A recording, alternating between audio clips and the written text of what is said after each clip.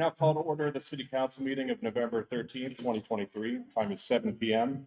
Ben, would you please call the roll? Opening prayer. Oh, sorry. Opening prayer. Would everybody please stand? Jamie. Let us pray. Dear Lord, we are here tonight to discuss topics that will benefit our constituents in the North Canton community as a whole.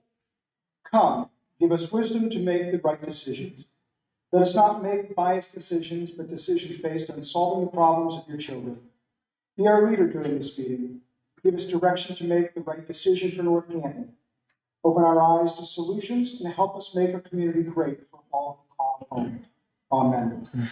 I pledge allegiance to the flag of the United States of America and to the republic for which it stands, one nation under God, indivisible, with liberty and justice for all.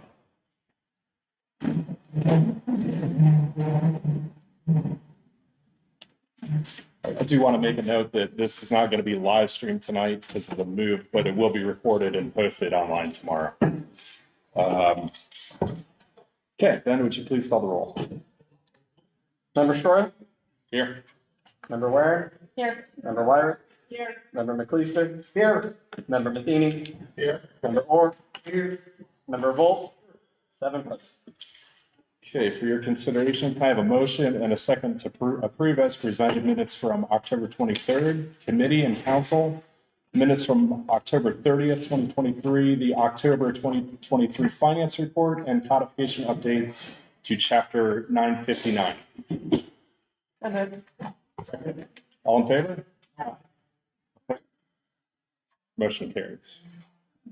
Okay, at this time, Fitch and Associates is invited to the podium to give their presentation of the assessment of the North Canton Fire.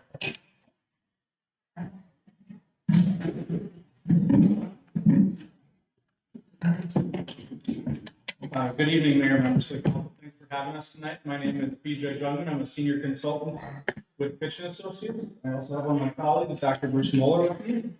So we've been fortunate to work with your city and your fire department to conduct an assessment over the past number of months, and we're here to present the findings of our study. You need to pick up the microphone a little bit. Is that better? Is that better, folks? Yeah. All right. Yes, thank you. Sounds good. Yes, thank you. So feel free to ask any questions as we go along. So we'll review the data that we have and the observations and recommendations contained within the report. So when you look back to 2022, was the last full calendar year we had. We looked at the number of calls that the department went on and based them by program area. You can see that the majority of your EMS calls are most of your fire calls or calls for service are in the EMS program at 2856. Your second busiest is your fire program, and then it diminishes as you go down. The second or third column versus number of responses, that's the number of vehicle movements. So you may have one call for service, and you may need to send more than one unit to that call. So the difference between the number of calls and the number of responses is the number of calls is every time someone calls 911 and wants the fire department to respond for whatever emergency it might be. The number of responses is vehicle movements. So when you look, you have in your EMS program 2.1 responses per call. So you're generally sending at least 2 units to every EMS call and at least 4 units to every fire call. Then we go over in the middle of the chart there, we talk about total time on task. And this is the amount of hours that that unit is tied up from the time of the call until the time they were cleared from that incident and available for the next incident. So in 2022, your total time on task was 4,253 hours. And then you look it over with response to time data. Sometimes you don't have all of your units have every timestamp, so we exclude those. And then your average busy minutes per call. So each EMS call takes a little over a half hour to complete and ties up the units for that long. Fire calls about 25 minutes, and your hazmat calls are a little bit longer. We look at that by average calls per day and the average responses per day. So it's kind of a high-level overview of what's happening in the department by program.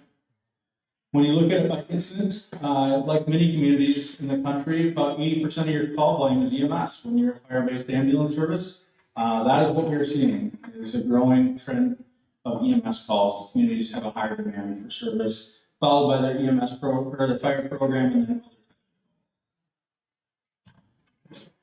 we do a temporal analysis to see when these calls are coming in, to see if there's a dynamic staffing pattern here that would be more applicable. And when you look at it, we look at it by day of week and month of year. And when you look at it, you don't have a ton of variation. You go from 8.7 on Sundays to 10.7 on Tuesdays. It's not enough of a call variation to change your staffing patterns. Same thing by month. You go from 8.1 in February to 12.0 calls per day in August. Again, not enough to make a huge difference, but there are some communities that do experience things like have a heavy tourism industry where it's seasonal. We don't see that here. We also look at it by time of day, and this can be replicated in many communities across the country, is that your busiest hours are generally your waking hours from about 8 a.m. until 9 p.m. So that's when the majority of the calls are coming in. Yes, you do have calls overnight, but the majority of them are from 8 a.m. to 9. So when we look at your units and how many hours they were tied up or busy on calls during the calendar year 2022, so you can see your fire apparatus on the left side there, your engines, your ladder, and then your medic 2 is your busiest with about 220 hours, followed by your medic 5.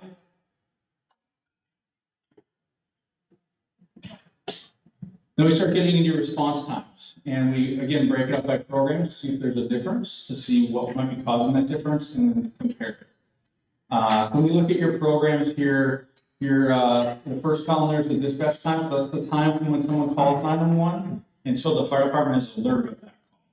So that's the dispatch time. The turnout time is from when the fire department is alerted from that call until a unit starts driving towards it. It's called the turnout time. And then the travel time is from the time they leave the fire station and they arrive at the curb of whatever address. And then the total response time is that last column on the right, or second to last column on the right. So for your EMS response time, you're at 7.5 minutes on average. Your fire response time, you're at 8.3, and if you go down to the bottom there, you're at 7.9. We also do this by a 90th percentile. So an average is kind of a coin flip.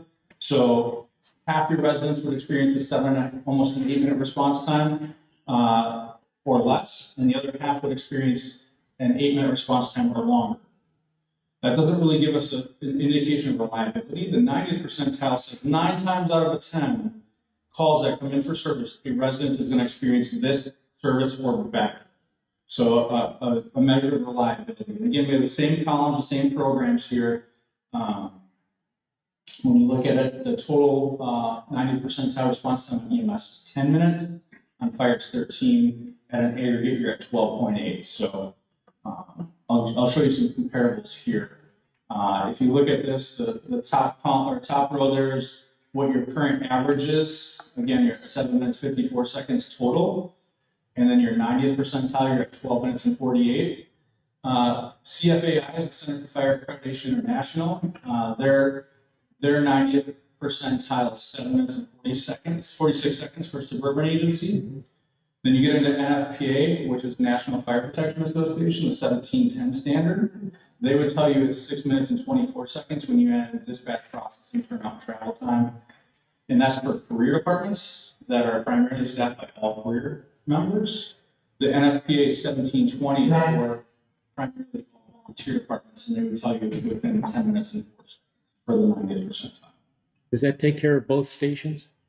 Yes, this is inclusive of both stations. Okay. Yep. We also looked at how often do you have simultaneous calls going, because that's a measure of how much depth do we need to have, right? So if more than one call is going on, we need to have more than one crew. And so when you look at it, you're about 30% of the time. So 3 out of 10 times, when one call happens, the second call is going to happen. So it's not infrequent that happens. When you're running 10 calls a day, every day you're going to have a couple of calls that are overlapping. So one crew probably is not sufficient to cover the city for all the calls for service. Mm-hmm. We looked at your EMS and we looked at your transports. Again, you can see some variations by month, the number of transports per day. You can also see they're slowly rising. but you basically average in your low month back in 2020 in April, you're just under 3 transports a day. When you look at 2022, you're really pretty consistent between 4 and 5.5, 6 transports a day on average. Now we start getting into some of our observations and recommendations. One thing we noted is that there was no reported mutual aid agreements for ambulance. Say again, there's no reported. Mutual aid or auto aid. So it's our understanding that there's any formalized agreements with the neighboring agencies for the emergency medical services. So when you do have those multiple calls, because it may not stop at 2 calls, you could have 3, 4, 5 or major incident. We do think it's important to make sure that those mutual aid and auto aid agreements are in place so that you can get the resources you need. Sounds like it happens informally, but it's always good to solidify those things. Switching gears on you, looking at the fire prevention division, the inspections piece, we have 750 inspectable buildings in the city. 6 of those are schools, 3 are hospitals.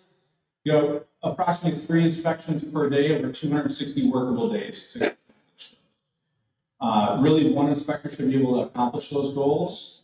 And you would have to account for plan review and pre-construction, things like that. So we focused on the biggest workload, which is the inspectable buildings. We didn't focus a ton on the plan reviews and new things coming into town, permits and things like that. We'll talk about that in a minute here. Currently, firefighters, paramedics are used to complete those inspections.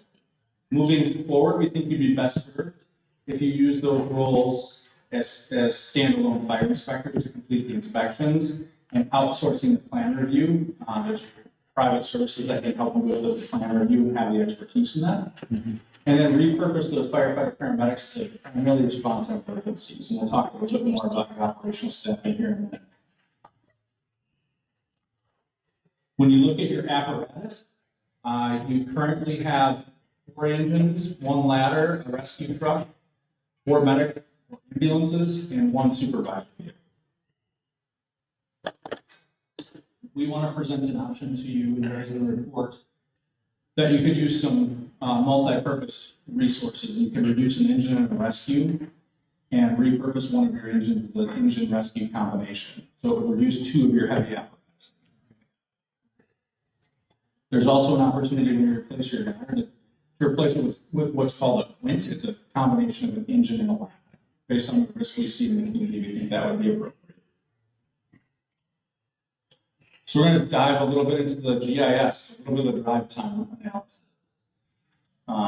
So when we look at this, we use what's called a marginal utility model, and it really helps you understand what your rate of return is for investing in fixed facilities to be able to cover the calls in the city. So basically, this is a simulation in GIS that takes all those calls for service from the available units and says, how quick can we get there and what percentage of the calls? So in this case, we take your current 2 stations and we say, in 4 minutes, how quick can we get there? And when we run that scenario, your station 1 can cover the majority of the calls with 84.24% of the travel time. So remember, that's not inclusive of dispatcher turnout, but the travel time. So you're specifically talking about that one-time segment right now. Adding your current station 2 location really only gives you another 74 calls that you can reach within 4 minutes. So about 0.5%, just shy of 0.5% of additional coverage with that current station 2. So you don't have a great spread between your 2 stations, so it doesn't get you a lot more coverage. If we expand that out to 7 minutes, so if we were to elongate our acceptable travel time, your station 1 could cover 98% of the calls with 1 station. And really, your station 2 can't cover anything that isn't covered with your station 7 minutes. So then we wipe the board clean and we say, what's the optimized location? If nothing was a barrier at this point, we're not talking land, we're not talking anything other than a road network and the call volume. If those were the only 2 variables in here, what would be the best place to put a fire station to capture the most amount of calls in 6-minute drive time? And basically the center of your city is what it would say is the best location if you're to wipe the slate clean. Now, in a built-up city, that's not realistic, but it gives you an idea when you start to think about modeling for the future. We also took, based on some proposed or available land in the city, of what would it look like if we put a station at this property and did a 6-minute drive time? That would be at 95.8%.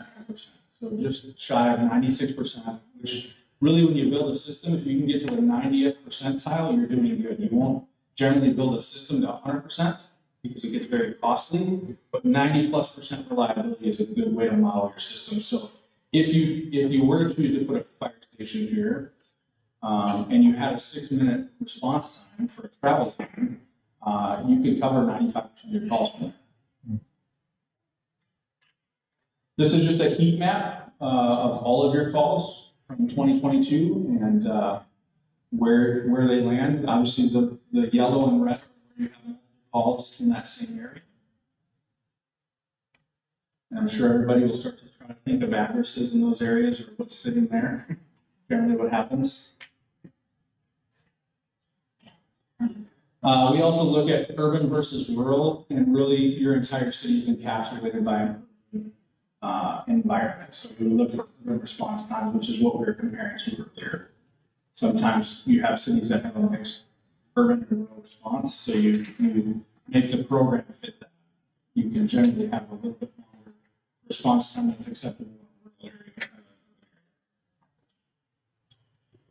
So then we start to look at our demand versus our staffing. And really what we do is we say if we staff 3 units 24/7, what would that look like? So that's the red bar. That says there's 3 units available. If we go back down to the bottom baseline, you see the green bars there. That's the call volume. And this is an hour of day by every day of the week over the year. And then we take that margin in between, kind of that light purple shading, is what we need to cover the geography. So we need the 2 units available because we have multiple calls going on and we need to have somebody available for that call. So if you were to staff 3 of your fire stations or three units in your fire station, you would not exceed what your staffing is. Again, outside of extraordinary circumstances, which can happen, but on day-to-day operations with a 4-minute travel time, you would be able to cover those calls. If we went to a 6-minute drive time, you can see that the kind of shaded area above the green there, that reduces because we've now elongated our travel from 4 minutes to 6 minutes. We're not as close to what our acceptable response time is. So again, a single station would provide you 90% coverage for all of your instances between 5 and 8 minute travel, no matter which scenario we ran. Mm-hmm. So we look at staffing. You have a combination model with both full-time and part-time staff currently. Really, from what we could understand, is there's really no part-time schedule or minimum hours per month. And the part-time staff can come in without approval or need, so it's not a need-based system at this point. It's more of a staff availability system at this point. Mm-hmm. And really, the staff had said that the bid process makes it challenging to engage all part-time staff if they were to bid shifts. And if you think about that, that's a common challenge that we see across the country because the majority of your part-time staff are available evenings and weekends. And when you look at when the majority of your call volume is during the day of the week, when a lot of your workforce is at their full-time job. So it's not uncommon. So if you were to continue with the part-time call response model, we think that there should be an expectation for part-time responders and that you should set a shift schedule and policies for the part-time staff to make sure that they're held accountable to those. Your part-time program costs, currently there's 27 staff in it, and their hours for the year range from 17.5 to 2,547. And that's just your part-time career staff. The average was 1,350 hours for part-time staff. Their average earnings were $12,186. That doesn't include training or anything. That is just strictly salary costs. And the total cost of the program is about $329,000.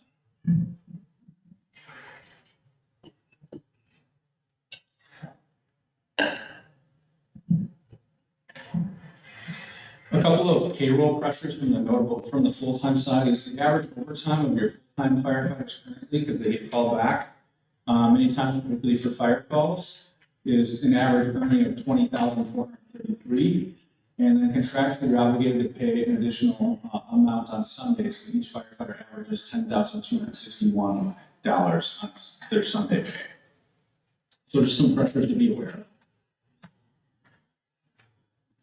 Looking at the full-time model, you need to when you're thinking about filling a unit for 24/7, if you need 2 people on that unit, you can't just staff 2 people because people get sick, they take vacation time, things like that. So when we look at the benefit time that your courier staff have, and we run the historical numbers of that, you need 3.31 FTEs per 24-hour. So if you're going to have 2 people on an apparatus, you would need 6.62 FTEs. Now, obviously, it's difficult to hire the 0.62, so we generally tell you to either pay overtime for that or to hire the additional FTE to get to the 7th FTE. But it's an important factor to plan for, because unlike your normal 40-hour-a-week staff, trying to make sure that you have minimum coverage, in this model of the fire service. Currently, you have 5 full-time staff assigned per shift with a minimum of 4. So you can staff 2 to 3 units depending on how many people are there and if there's any part-time staff. Most of the time, you're staffing 2 units with your full-time staff.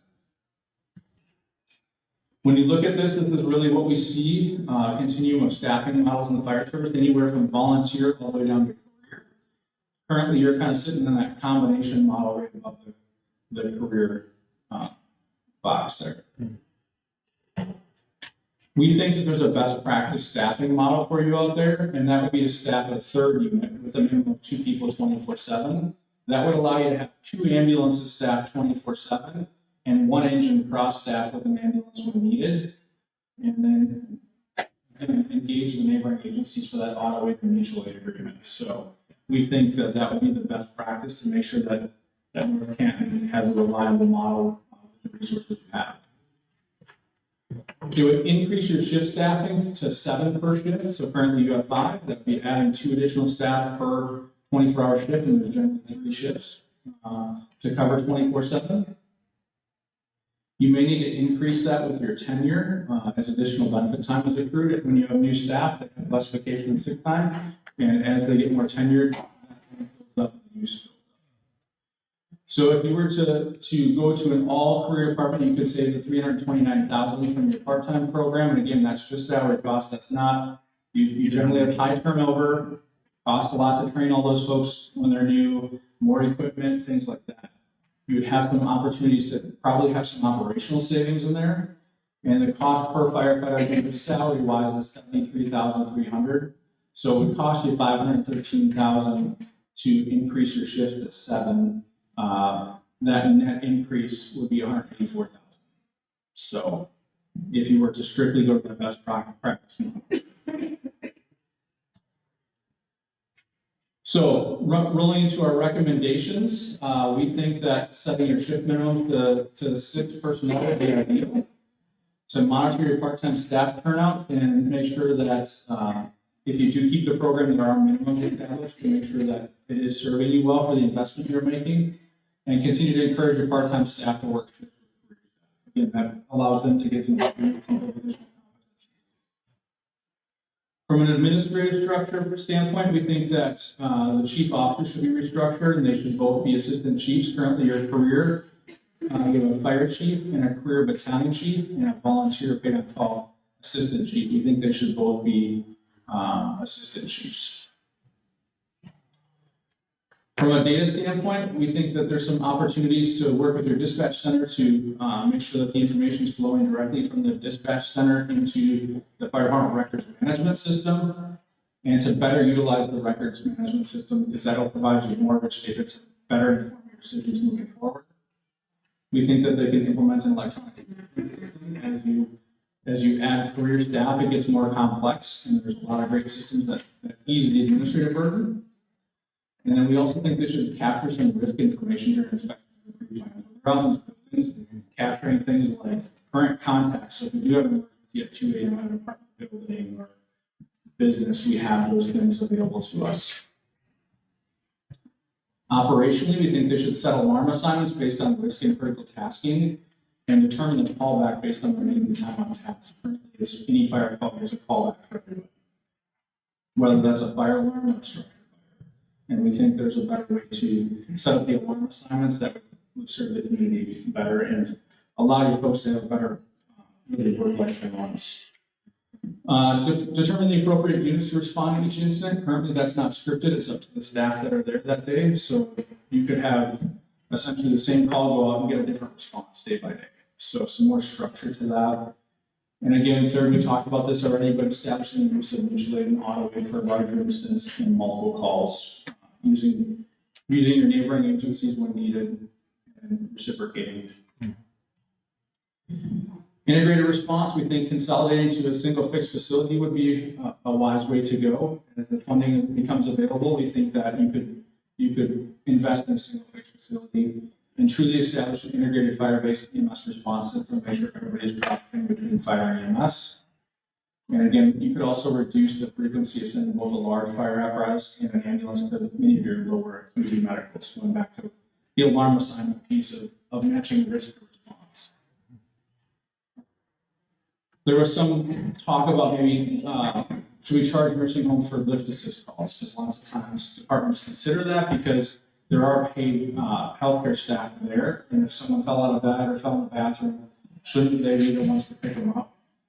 Many departments have contemplated this, some have implemented it, so we just kind of threw up a pro and con if you were to decide to go down that route. From the pro standpoint, you're trying to curb those unnecessary calls for service that really are not emergency calls for service. And you charge for a level of service that should already be provided by the facility. What I will tell you in the con column from our perspective, it usually gets billed back to the patient. Even though you bill the facility, they will generally bill the patient directly back. And it does not always change the staffing or behavior of the facility.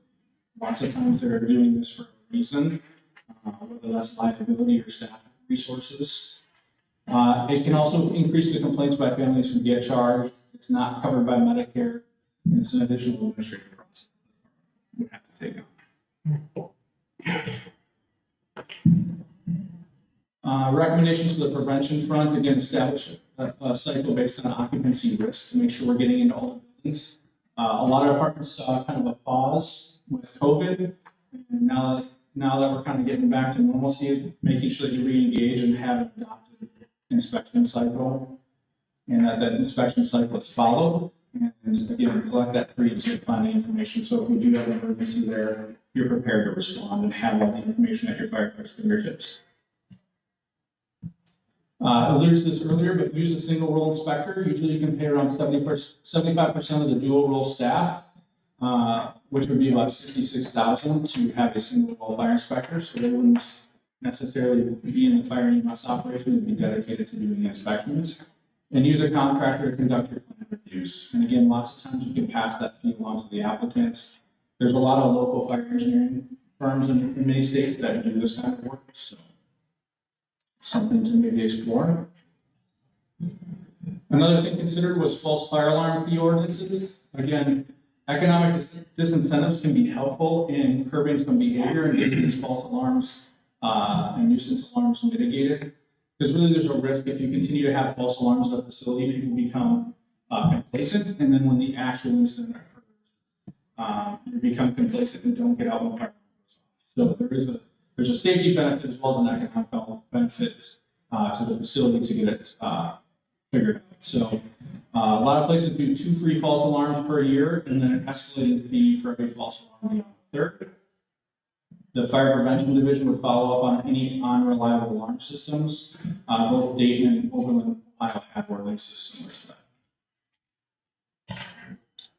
Fire inspection fees, some considered as an additional diversification of revenue. I can tell you that not many departments charge for fire inspections. Unless they're a licensed facility, if they have a license with the city to operate for some reason, then they sometimes are charged. But just to charge all of your inspectable properties is not a common practice. If you were to do that, we would say it should be on square footage because your local convenience store isn't going to take as long as your big industrial facility. So making sure that there's a scalability of the fee. So If you average it to $100 per facility, that gives you about $80,000 per year. And again, you have to accommodate for the administrative process of the fee. So with that, I will stand for any questions.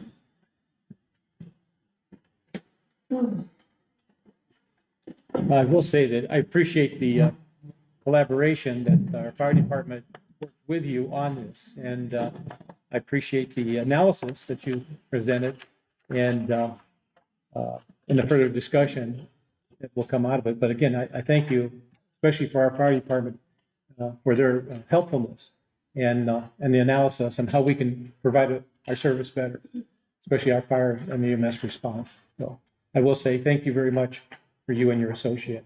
And thank you for the presentation here to our audience. Thank you. Great, thank you, Mr. Mayor and Council. Thank you. Quick question for you. When you were looking at our staff, if you were looking at our and retention, you mentioned costs, Dara. related to hiring and retaining staff. Would we be typical in terms of ratio retention, higher or lower? If you look at other departments. Yeah, Mr. Mayor, members of the council, we didn't actually get your turnover data. That was a generic. Most part-time paid on call programs do see a turnover, and we're seeing most new folks last than, on average, less than 5 years. It takes you a year and a half to train them on a daily basis. So, we weren't actually able to obtain the data for your. And that goes to your recommendation for Correct, the staffing data. Would you have an estimate or recommendation of a typical fee that would be charged to a facility for just coming into service to pick up someone off the ground or something like that? Mr. Mayor, members of the council, are you talking about lift assist? Yeah. So they don't have any medical issues, you're just going to assist Right. them. We see a wide variety. What I would tell you is you'd want to cost out what an hour of your unit's time is. And generally, you're looking anywhere from, I would say, $150 to $300. But that can range across the country, again, based on local economics. But a few $100 isn't uncommon for that type of fee. Thank you. With the new equipment that is being afforded, to police departments, you mentioned the Quint, but you've had an opportunity to look at the size of our, let's say, station number 1. Are we capable of accommodating the new equipment that is coming out and the other things that are involved with some of the mandates that are coming down for, having a decontamination unit that we don't have for our firefighters and some of the other important safety equipment for them. Any kind of idea on improving of our facilities? I know that may not have been of the study, but from an opinion, maybe point of view. Sure, Mr. Mayor, members of the council, it's a great question. I will tell you that given the modern fire service and what we've learned and how we operate, it's very tough to fit new equipment into a whole facility, both size-wise and operationally. You alluded to it. We've learned a lot about the health and wellness of our firefighters, and things like decontamination after fires is very important. Even things like capturing diesel exhaust, and trying to do that sometimes in existing facilities is very challenging. And trying to retrofit them becomes very expensive, and generally you can't. Some of the things you need to change, such as the size of the apparatus bays, are not easy to accommodate on a current facility unless you have a significant amount of land around you. And you add on, but to actually remodel it, we don't see a lot of value in a lot of places doing that. You see a lot of new facilities or additions on facilities if you have the room of the existing facility. Thank you. How many firehouses have the decontamination units? Mr. Mayor, members of the council, I don't know off the top of my head.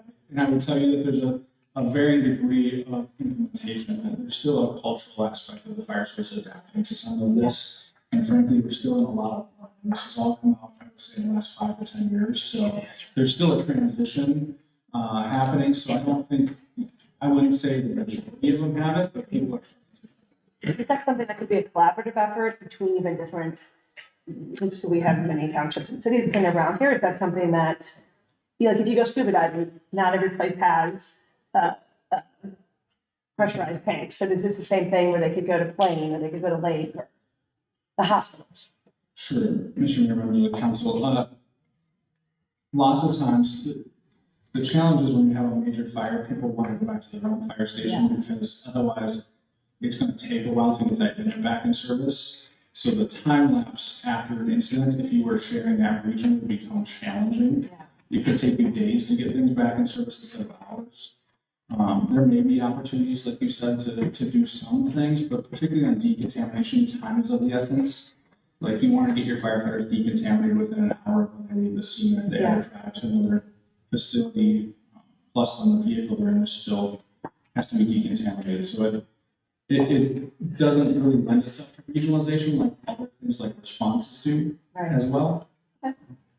Is there a question? Someone did have a question. Did you have a question? Oh, okay. Okay. Anybody else? Anybody else? Okay. Okay. Well, thank you for the opportunity. We've definitely enjoyed working with you and your staff. And thanks Thank for you. having us out. Thank you for the Thank presentation. Thank you.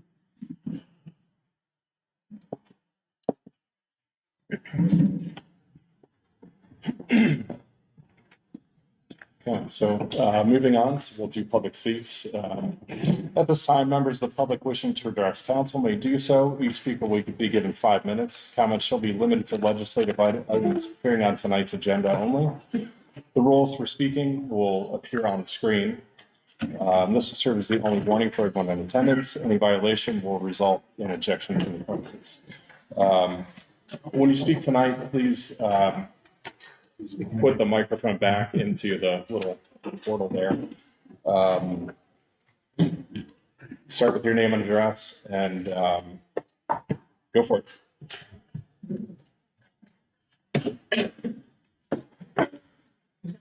Leave it in that folder, or You can pick it up if you want to. It's, yeah, if we can hear you. Chuck Osborne, 307. Maybe use the microphone. Sure, yeah. Thank you, Chip. Thanks. 307 Fairview Street, Southeast North Canton, Ohio.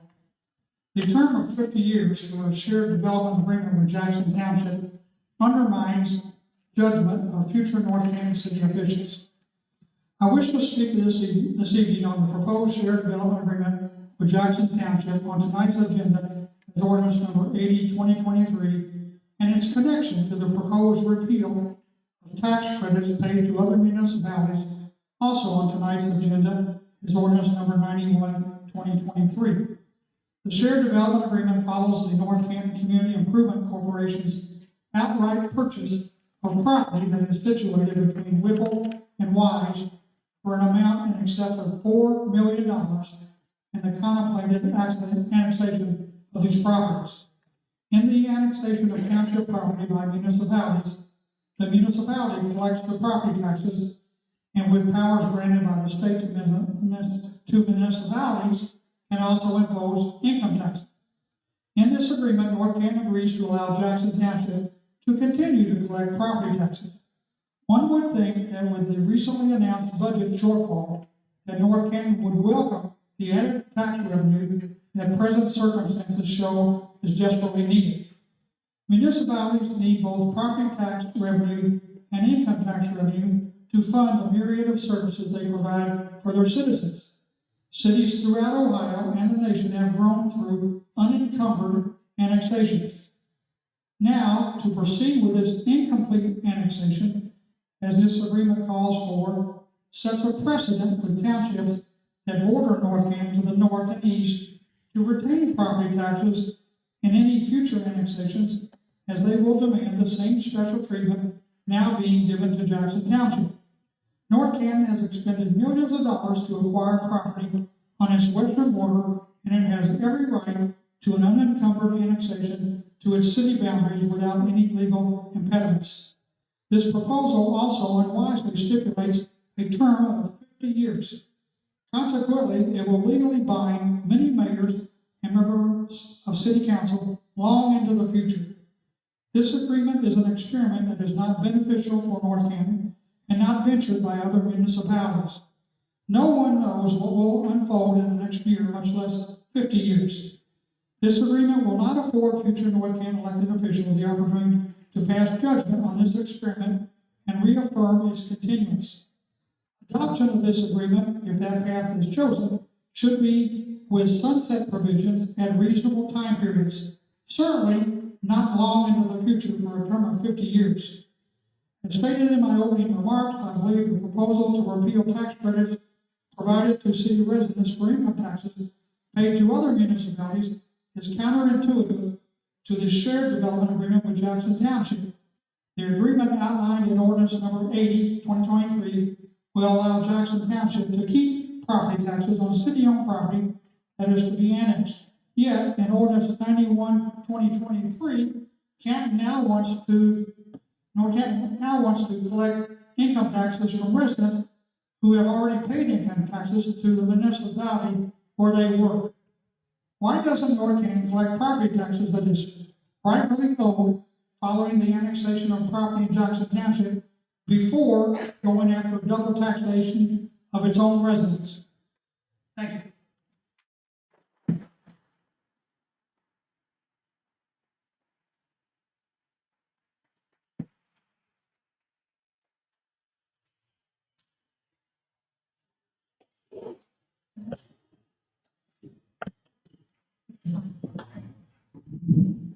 Hi, I'm Kira Rediger from 1610 Barnsley Circle Northwest.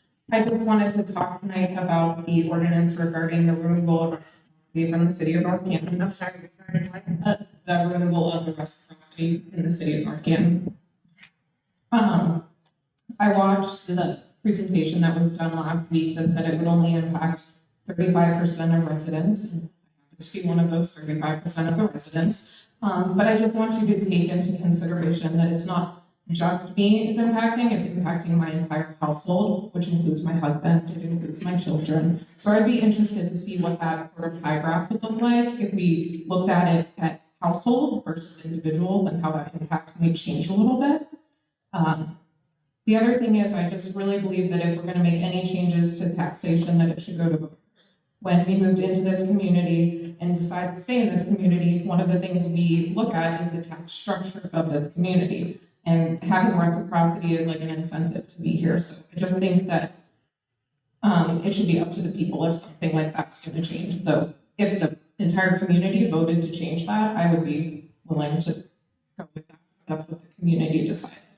I understand that there's a lot that we want to do for this community. I just think I really want us to take a hard look at, are there any other options? Does it have to be complete removal of all the reciprocity? Could it be like, you get a certain percentage of credit? Like, could it be phased in? And if it's for facilities, which I don't know, maybe I was a little confused. I think it's for facilities is what it's for. Is it a permanent thing, or is it just to get the facilities where we need them to be, and then we'd like reinstate reciprocity, just stop that? But that's all I have. Thank you for hearing me. Thank you, ma'am.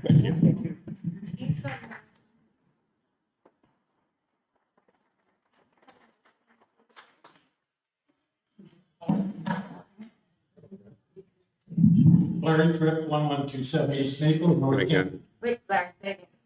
Pardon me? Say again. 1127 East Maple Street, North Canton, Ohio.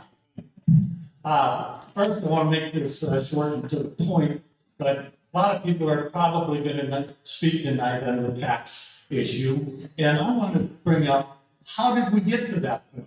Why did we get to that point that we need to do this? Let's just start with present actual facts from the city finance report presented to council at generally the first council meeting of each quarter. All of these funds, I believe, would be drawn from the general fund. Let's start with legal first. In 2021, we have over $500,000 paid to the legal firm. In 2022, it dropped to $190,363, and in 2023 through September, we're sitting at $161,192 for total legal expenses of $651,555. Why the drop in 22 and 23? I don't know. I have no idea. Next, let's take Safeco. A lot of comments on them lately, along with the city's intimidation of small local businesses. In 2022, we paid Safeco $245,312. In 2023, I couldn't find any checks issued to Safeco. I don't know if they changed their name or I couldn't find it. It's located on your check register. Lastly, the big one. Checks issued to CIC. September 1, 2022 to September 30, 2023, we paid out $6,315,235. That's out of the general fund, folks, out of the general fund. The last check issued to them was September the 26th of 2023 in the amount of $1,390,854. Okay, this check issued would have been well within the framework of any 2024 budget works or discussion. Well within the framework. Now, why was the shortage brought up the night before the election? When you folks would have known that well before the election night. In my opinion, it swayed the votes of some 6,200 citizens had they known of the North Canton administration planning to address their plans to discontinue tax credits to other communities. Think of it. Think of it. The school levy may not have passed. Is our government taking the voting rights away from the people? Think of it. In summary, what can be done? Quit spending taxpayer money on gamblers. In summary, once again, maybe North Canton citizens are a little brighter than some of you council people might think.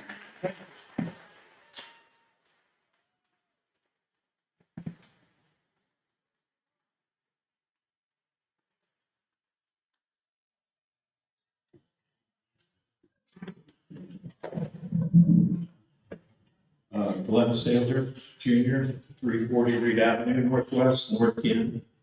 It's kind of a tough act to follow. Trying my best here, but it very well presented.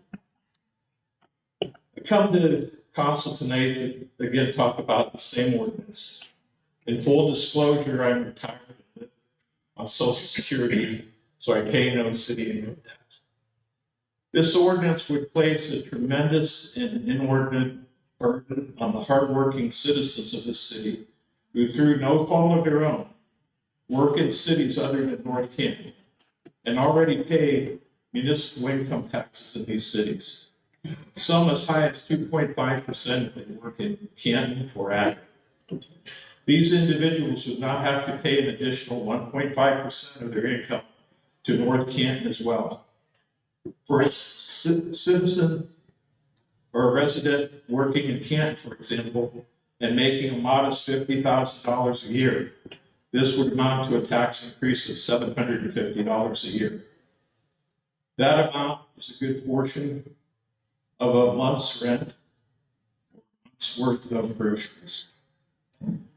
If a change in the income tax code is necessary to increase revenue, I would propose that the city place an income tax levy on the ballot to increase the income tax rate to 2%, which increase would put us on par with a number of comparable municipalities such as Greene and Massillon.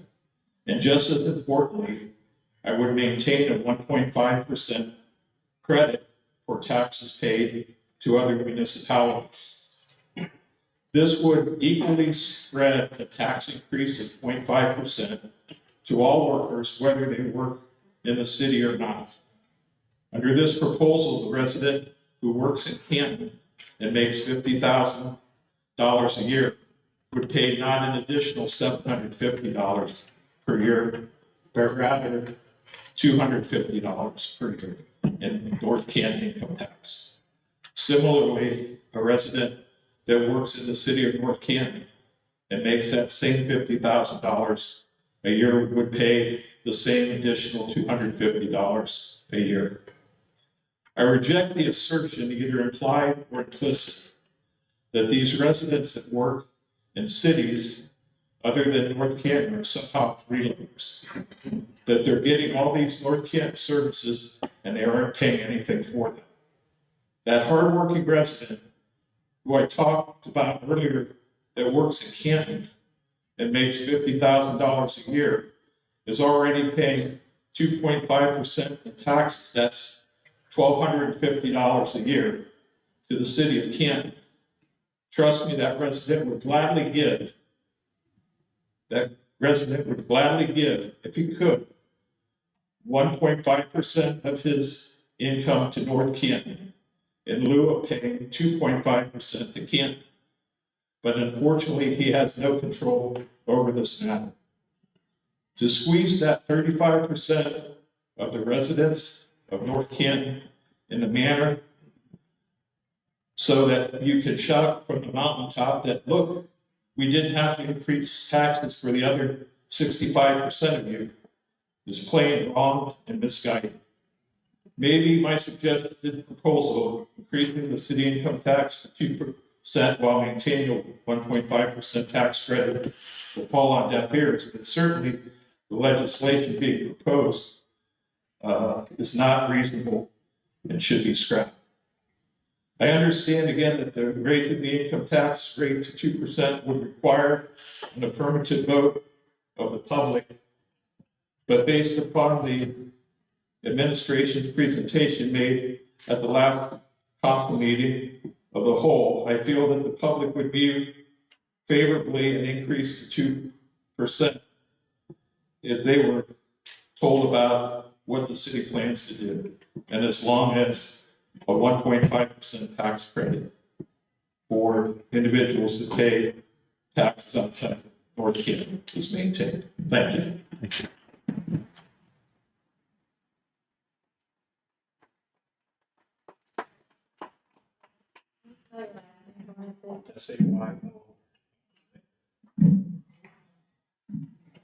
Good evening, my name is Lorraine Wilburn, 505 Morales Street Southwest.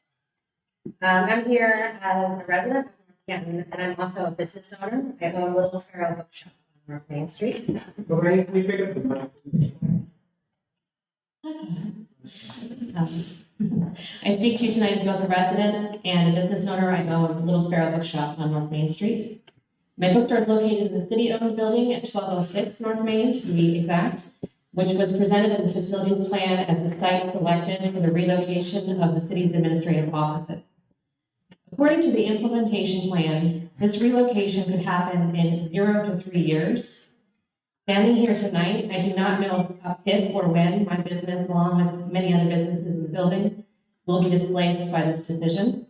I do not know this because representatives of the city have not been forthcoming or transparent about their plans with us. Those plans impact all of the businesses currently located in that building, and we feel we deserve the courtesy of a little heads up. I am celebrating my one year in business anniversary next week, and I'm really proud of that. I'm thankful to my customers and community for embracing our little bookstore. It's been an amazing experience, and I'm super privileged and proud to be a part of the community. Had I known that I may have to relocate my business in only a few short years, I may have made a different choice, but I really wanted to be in North Canton, and I really wanted to be on Main Street. On behalf of my own business and fellow business owners in the building, I ask the city representatives to be transparent and honest about their plans in the following ways. Moving forward, I'd really like to see open, transparent communication with the businesses currently leasing the space in 1206 North Main Street regarding this possible displacement. Tell us if our business will be displaced, to be honest. We've all asked on numerous occasions. Tell us when small business needs more notice than, or more information than just 0 to 3 years. The bookstore business is the tough one, and I will not turn a profit according to my business plan in the first 5 years. And I'm only in year 1. This would be a really difficult expense for me to bear to move in the next year or 2. 10,000 books is a lot of books to move. Displacing small business comes at a heavy financial burden for all of us, whether you have books or not. Finding and leasing new space, the cost to move, the cost of advertising so your customers can find you, the cost of renovating a new space. I've looked at just about every property that's available in North Canton, and this was the only one that actually worked for me for my business. I know what's out there. It hasn't changed in a year. So anything that I were to take on now would require renovation.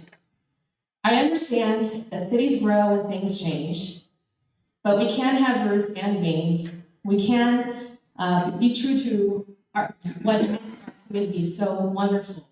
And that is our small town and our small businesses and our neighbors who provide all these amazing services and businesses for us. That's what makes this community a place that 11 years ago we decided to make home.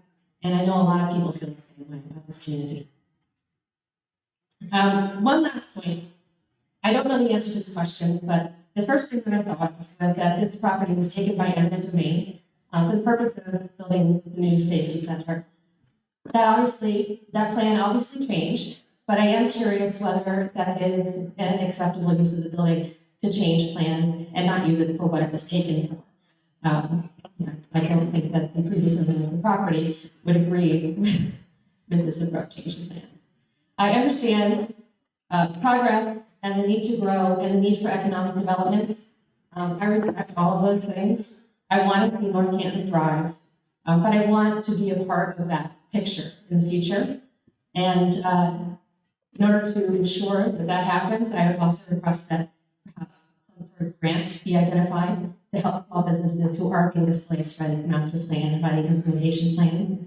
It would help us tremendously. That's all I have. Thank you. Thank you. Thank you.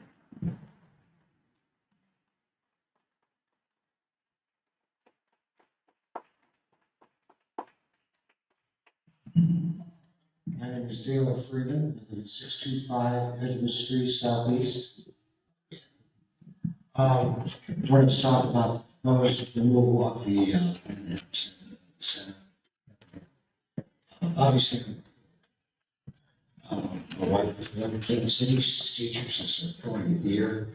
I'm teaching, and she pays 2.5% to the city of Canton. That's significant enough. To have another 1.5% on top of that, in light of the fact that all of us are paying much higher prices for everything because of this wonderful economy that we're experiencing, it seems to be ill-timed. It also seems to be it lacks empathy. It really lacks empathy. Okay? Everybody's having to do with less. Everybody's having to balance. So the question is, why does government always consider that we've got more for them when we only have more for ourselves? Right, there's got to be a better way. And I'm an economic growth kind of guy. I see that we expand the pie by expanding, opportunities throughout the city with more businesses. Obviously, I think we know where the biggest business opportunity lies in the city. And that's right on Main Street, where nothing's been done for how many years? Okay? I'm not talking about on Maple. Main Street. Something needs to be done about that, because right now, nothing is being done. Right? And I read a few months ago that the Economic Development Board has not met its goals numerous times. And essentially, they're still in place. Understand that. If we don't meet our goals at work, we have consequences. So anyway, again, like I say, I'm not in favor of this. One thing that was said that really surprised me was that everybody else is getting rid of their incentive for this. That's something that was said was like, okay, when is that going to be a good idea to do something? Just because other people are, eliminating something that has been in place for a number of years, why is that such a good idea for us? Thank you.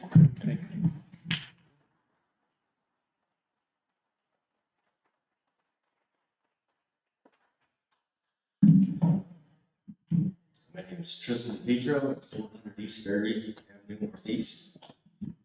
Kind of like everybody else up here, tax credit. I don't choose to work. I kind of have to. That's where my industry's at. That's where I get the jobs. I pay for it. Not due to choice. Opportunities here. So due to that, now I have to pay 4% of my entire income, the city taxes. Okay, we are not focusing on development of, the building that the last building we just talked about. It's been 15 years of revenue that we're completely out of. We can tax that, the developers for those. Why isn't he taking up responsibility for just letting the building sit there? Why are we putting the tax burden back on our citizens? And as far as fair, I know in the statement that was read, it was stated that this is more fair than a property tax increase. There's a lot of residents, people in our areas that use our schools, that use the same roads, that all our schools are right there in the city they use that don't pay income tax. Because they live in Plain Township or Lake Township. So how is that fair to spread amongst the 35% across the city that benefit from these, everyone's benefit from this? I also don't understand, to the point of the other gentleman, of how we got to this. It's not like we have a fixed income. It's not like there's, we have to worry about sales, market fluctuations. You're not selling the product. You don't have to worry about fiscal balances. You guys know ahead of time generally what your income is going to be. How do we spend beyond that and justify that and then say the last moment at the end of the year, hey, 35%, we've got to pick up the budget because we didn't plan for it. To that, we hired 19 people this year. How is that fiscally responsible to hire 19 people if we don't have the funds to pay for?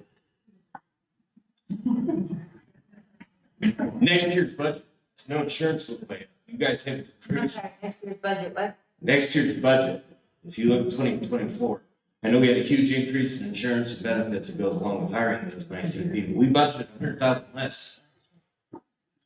Do we see that going down at all? I mean, costs usually go up. That's why I see. Do we restructure someone's programs? Maybe we're at an 80-20, covering that extra 100,000. Is it fair to the people that work here to do that? I really think a property tax amendment on the ballot that the people vote for is the best way to do this. I don't think it should be up to a few members of the council that really don't have any skin in the game. I mean, do any of you work outside of the city, pay taxes? Not the standing majority. Okay. I mean, I'm okay by show of hands too. Got 2,000. Okay, I got four total. That's the entire city. So thank you for your time. Thanks, Chris.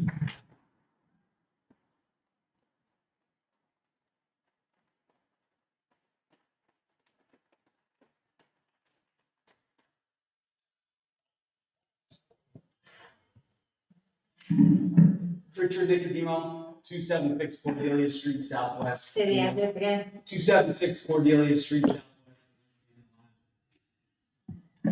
I also like this gentleman over here, some others that you have heard. Out the city, work in the city of Canton. And the city of Canton because that's where my job is. And based on this, 2.5% I pay for that city would be an additional 1.5%. 2.5 times what a typical resident in this city would pay. And I ask, is that fair? Because if I could pay those income taxes in the city of North Canton, I would do so. I don't have choice. So is it fair to expect people who live outside the city limits to have to take on another tax run because we choose to live here? This is a choice. As much of a choice it is to live here, the choice part is that we can leave here. Because what's to stop me if I want to live and have my children go to North Canton City Schools to move out of city limits, move to Shepherd's Gate, move to Bobolink, move to anywhere else? Because I don't want to be burdened again with more taxes. And I say this because, as myself, I voted. The school levies, I voted. That's something that I'm willing to do. I'm willing to invest in this community, but what I don't want to do, I don't want to be forced to invest or to put more money, and that's not the same for everybody else. When I feel like I'm singled out,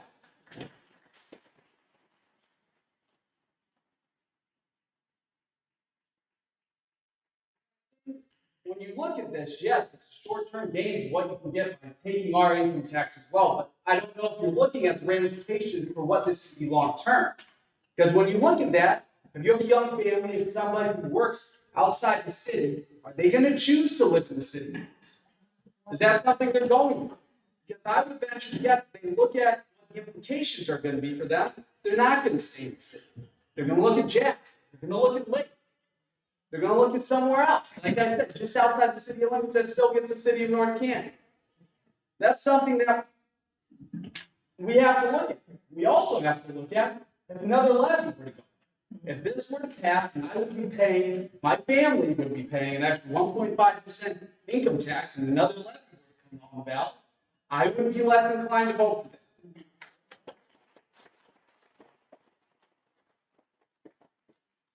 That I would be forced to pay through this income tax that I'm already paying in another city, I would feel that if you can't do what you can with that, why am I giving you more money? Seems irresponsible. The last thing I would touch on is, I know this happened almost 10 years ago, but the city of Massillon had some financial difficulties.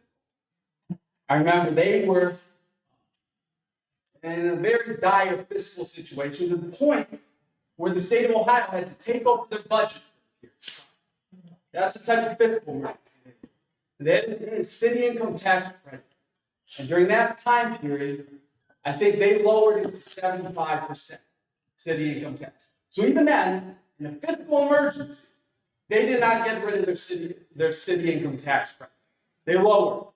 So I asked, why is this city income tax taking all of it? The city that was in the fiscal emergency, taken over by the state,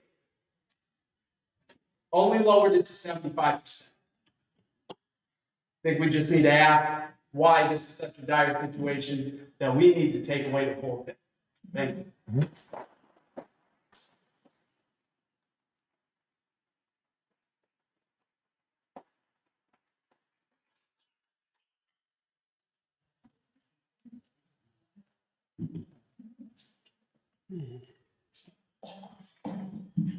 Good evening. My name is Jim Tedrick. I live at 309 Rose Street, Southwest. Jim, would you be so kind to pick up the microphone? Thank you, sir. I'm here also to comment on this ordinance 91-2023.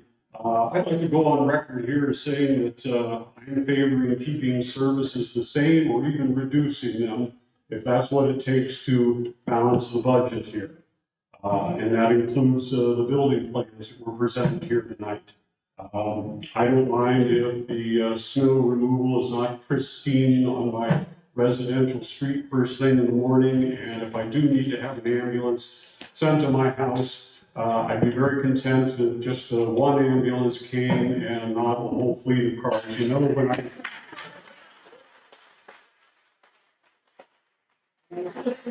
presentation tonight, the fire department, I got to think about some of my past experiences here in the city. When my father passed away in a rest home here, of course I got called down there, and I remember the paper backings from the EKG were laying on top of him like litter, and there's EMS and fire people lining the halls, hanging out there. I remember one Easter in my neighborhood, somebody was feeling a little dizzy, and called in for help and, 2 vehicles, EMS, fire EMS, ambulance, plus some other ones. I saw some pretty high-ranking people there on the holiday. I don't know if there were 6, 8 people out there. I remember one time I suspected that my carbon monoxide tester wasn't working properly, and I called the fire department and said, hey, you got one of those gadgets that can detect, whether you got gas in the house, can you, come over and, maybe check things out. Of course, that emptied out the entire fire department to come out there. And like I say, as I was listening to this presentation, I just wondered, and I think some other people have alluded to it, if things were better managed in the city, would we need more of this income or that much? And like I say, I feel that, it shouldn't be essentially, taxed twice for to support this kind of a situation here. And I didn't hear it in the presentation, but I thought I read it in the paper here that, part of this money is necessary to improve the sleeping quarters in this new building. My career, I worked in a slaughterhouse, I worked at steel mills, I worked in fabricating plants. I've worked every hour of the day, every day of the year, and I've never had an employer try to accommodate me being comfy, sleeping on the job here. So, I question, how some of this money is, going to be spent here. So, in conclusion, I think we have the income tax credit situation currently in place because it was the fair, right thing to do, and I don't think that has changed here. Thank you.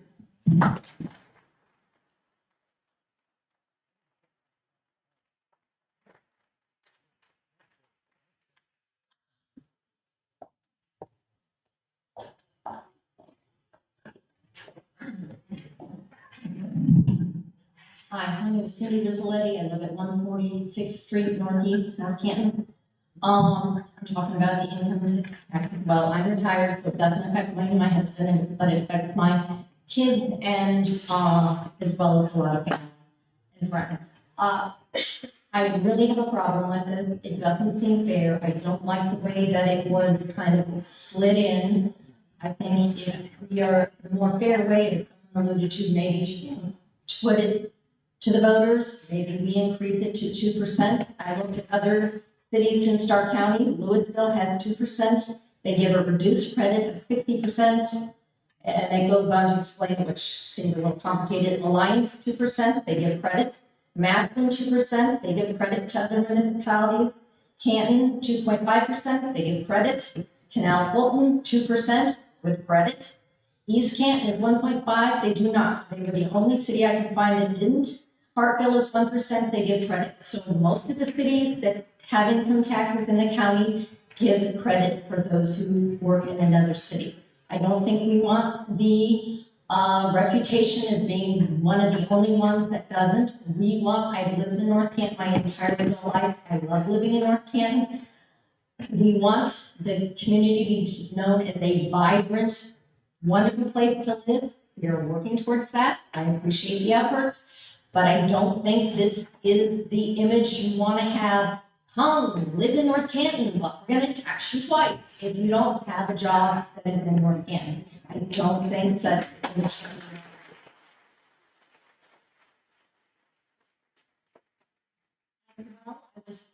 We were visiting with friends last night over dinner, nice little get together. We were talking about this. Everybody there was not happy about this idea. Several of the people are still working and have jobs outside the city of Canton. And one of the guys said, you know what, if this passes, I will never again vote for any levy that North Canton puts on the ballot.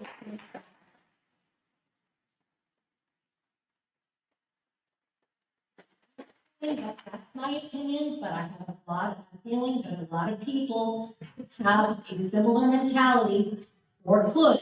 And if you try to slide this through and don't let the voters have an opinion on this, they're going to be less inclined to want to do other things for the city if they don't have a chance to say their piece on this. So I'd like you to keep that in mind. Thank you very much.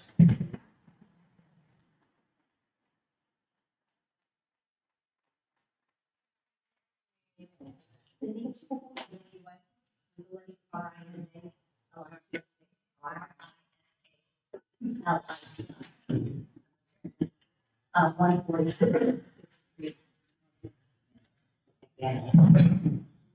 Amanda Pritchard, 814 North Valley Boulevard, Northwest, Ohio, 44720. So I feel like there's probably a lot of other moms that aren't here tonight because they have, like the one other woman that we saw. And my kids are at home waiting on me to get them to bed. So I don't typically come out here. I depend on the city council to make wise decisions with our money. I rented for 6 years on Emerson Avenue, and I bought last summer and I regret it. I deeply regret it. I wish I would have bought in the way things have gone since I purchased the home. It's sad. It really is sad. I was all for the new schools. You know, the playground, it's a little excessive at the park. Got rid of the skate park for the kids that don't want to play on the playground, they're too big, run off the kids from there. I thought that was a little crazy. Now there's talk of getting rid of Dogwood Pool. All the things that I thought were great about our community are slowly slipping away. And there's more and more taxes. There's three places I know of in the city limits that employs medical assistants. And they'll pay me $13 an hour. Or I can work in Canton and I can make $19 an hour. Either way, that's still $38,000 a year.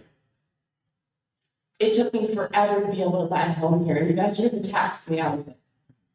Between the levies and this, you know, if I stay, I won't vote for another levy. If you guys do this, and I'll tell every other young family I know not to move here, because it's not the city I moved to 7 years ago.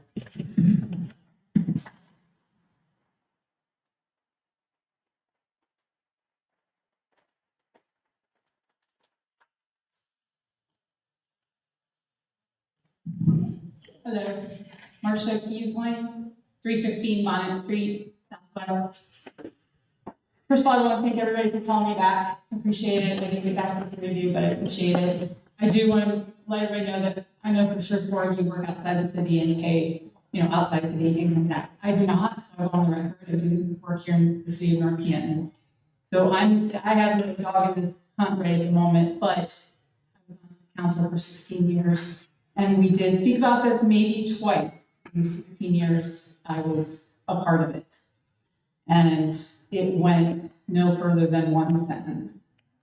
So for me to learn that not only is it past speaking about it, we've got it on as a piece of legislation to pass after one presentation last week, no real numbers, no real, you know, what is this going to create dollar-wise? What other communities are getting rid of their income tax credit? In fact, Mr. Matheny told me he thought, somebody said through the RETA data, there's 8 of the 33 cities that RETA helps, you know, collects income tax from. What are those 8 cities? You know, what kind of money are we looking at? I think first and foremost, you have to give us an option. You can't just say, we're going to get rid of reciprocity. And maybe that's your intention next week for the committee of the whole. I don't know. But I'm also being told that the committee of the whole is turning into a council meeting and you're going to get it a second reading. So that seems a little disingenuous. Because then the next week, the third reading, and that gives Mr. Revolt the opportunity to vote yes 3 times in a row. It doesn't give Ms. Owens an opportunity as a new council member to have her say in it, because her term will not have started yet. And I remember very specifically in the 16 years you and I worked together, Daryl, we made it very clear, and Patrick, as you were a council member at one time as well, that even the budget didn't get its third reading on election year because the new council members needed to have an opportunity to have a say, because they were going to be responsible for it for the next 2 years. So several things seem really out of sort for me on this one. I guess the biggest, and it was said at one point, was why are we here? And I was told by John and Dave that, we've had 2 years of deficit spending. I get that. I went through the Hoover Company leaving. We had 20 million in the bank, and next thing you know, we're, oh crap. So I get it.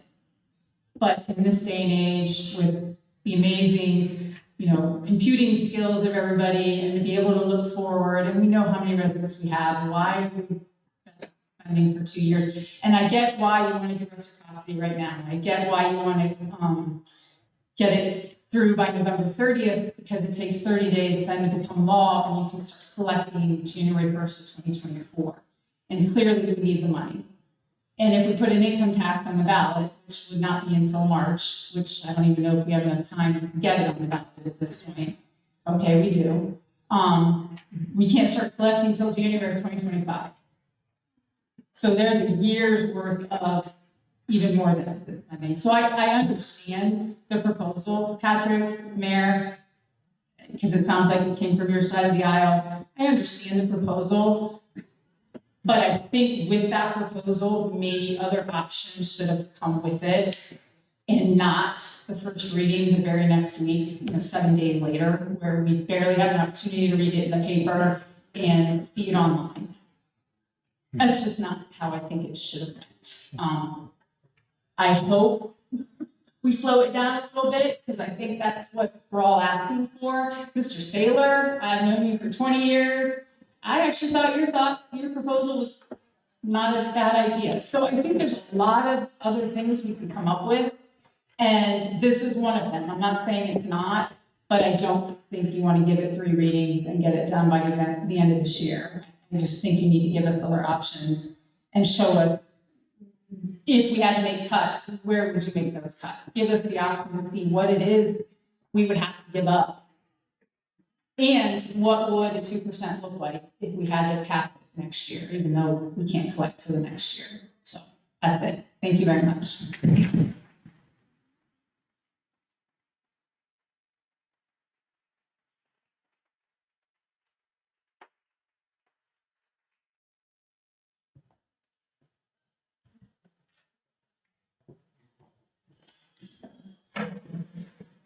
Joe Pucci, 1350 East Maple Street, North Canton, Ohio. I just have one question. I received a paper today from the state of Ohio taxes that says municipal income tax. It says state law requires a flat rate within a municipality. It says the rate is determined locally. Maximum rate without voter approval is 1%. Is this true from the state of Ohio? That's my one question I have as far as it. And the other question is, we passed the levy back in 2021 for the EMS, fire station and everything. And it said we were supposed to acquire 1 point something million a year, 1.38, not the exact number, but we were supposed to acquire. Where did that money go? Where's that money at that we supposedly have been collecting since 21? And we're going to use for the new fire station and all these different things. I mean, there was a couple articles in the paper from the mayor talking about it. That, this was going to fix a lot of stuff, this levy that passed. And now we're trying to push it up here. So that's my only thing. Thank you. Please spell your last name for me, please.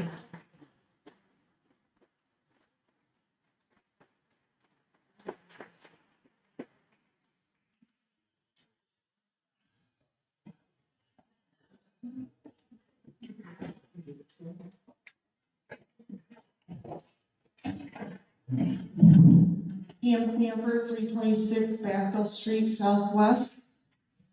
I'm not as well versed as some of these other speakers tonight. I really appreciated hearing their comments, and they've said it much better than I'm going to say it.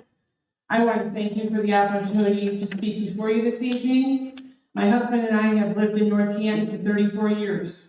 We raised 3 children in North Canton, and they all graduated from Hoover High School, and now we have grandchildren that attend North Canton City Schools. We have supported and participated in both community and school events. We continue to do so even now. We have always been proud to say that we live in North Canton until lately. Lately, there have been a lot of negative vibes in our community. no longer able to sit back and not have my voice heard. My husband and I both work outside of the city of North Canton. We pay taxes in the municipalities in which we work, part of which we get credit for on our North Canton income tax return. My understanding is now the mayor and some council members want to do away with this credit. So now those of us unlucky enough to not work in the city of North Canton are going to be double penalized. We will pay local taxes where we work and to the city of North Canton. Since the city of North Canton cannot possibly provide jobs for everyone who lives within the city limits, this seems unfair. I have worked since I was 16 years old, with a few years off when our children were born. I'm tired. I drive to Cleveland every day for work east side. Since COVID, the cost of everything has increased. If you are fortunate enough to even get a cost of living raise in your paychecks annually, it's still not enough to cover all of the increases that have taken place. Last week, voters passed another levy for the North Canton City Schools to make it possible to build a new middle school. We supported this levy, even though we just passed a levy a few years back for the building of the primary and intermediate buildings. We supported this levy because our schools are important to the future of our community. This levy, however, will tack on to the countless other levies we are still paying for and will add to our taxes for the next 36 years. Mr. Mayor, we supported your election and re-election, as well as Mr. Orr's election as Ward 4 City Councilman, the ward in which we live. We ask that you now hear us and support us. Those of us who work outside the city should not have to pay for all who live in North Canton. We would ask that you reconsider your decision. Thank you.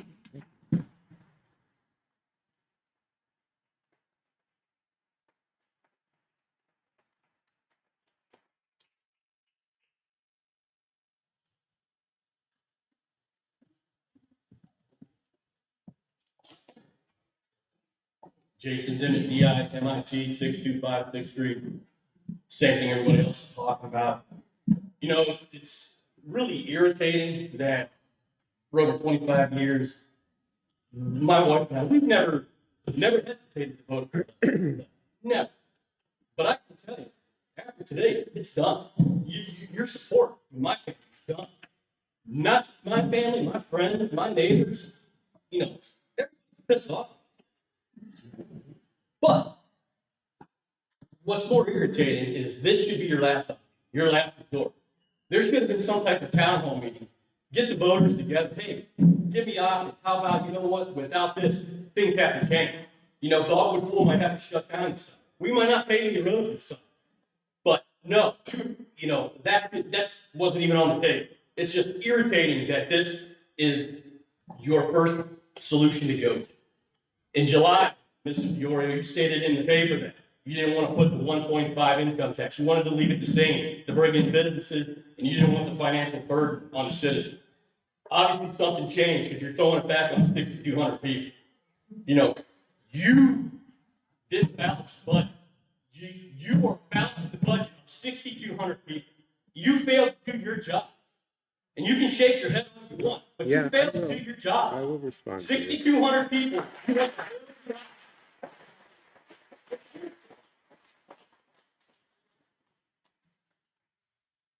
One other thing is, I'm pro-police, I'm pro-fire all day long. I work at the Canton Fire Department, my wife's a nurse at Alton Hospital. But I don't like being lied to. Don't sit there and tell me in the paper last weekend that North Canton doesn't have any modern fire. And don't tell me new fire apparatus is 70 foot long. You and I can argue that all day long, and you're going to lose every time. You know, I want the best for North Canton Fire Department and the police department. I know the fire chief. But don't sit there and BS me and give me a line that we don't have modern fire. You want to, I've been working in Canton 23 years. I know what's modern and what's not. And you can roll your eyes like all you want. But you know what? What irritates me too, and why a lot of people aren't here, is because their minds are made up. You guys are done. You don't want to hear anything else. You don't want to raise the income tax. You don't want to do any tax levy. You don't want to do any equitable property tax. You got nothing. You want to go straight to this. And Mayor, when you ran against Mayor Hill, you talked about transparency. It's very transparent that in July, This was never talked about. And then last week I read in the paper, and today you're having a first reading. It's not transparency to me at all. It's irritating. And you know what? It's just our youngest graduates in 2 years, and we're out.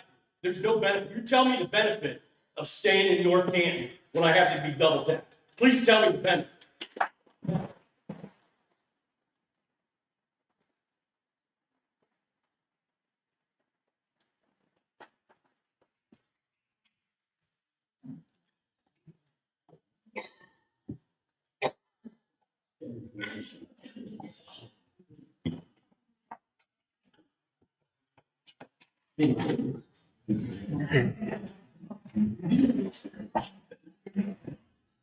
Tammy Anderson, 460 East Twin Circle, North Canton. Tam,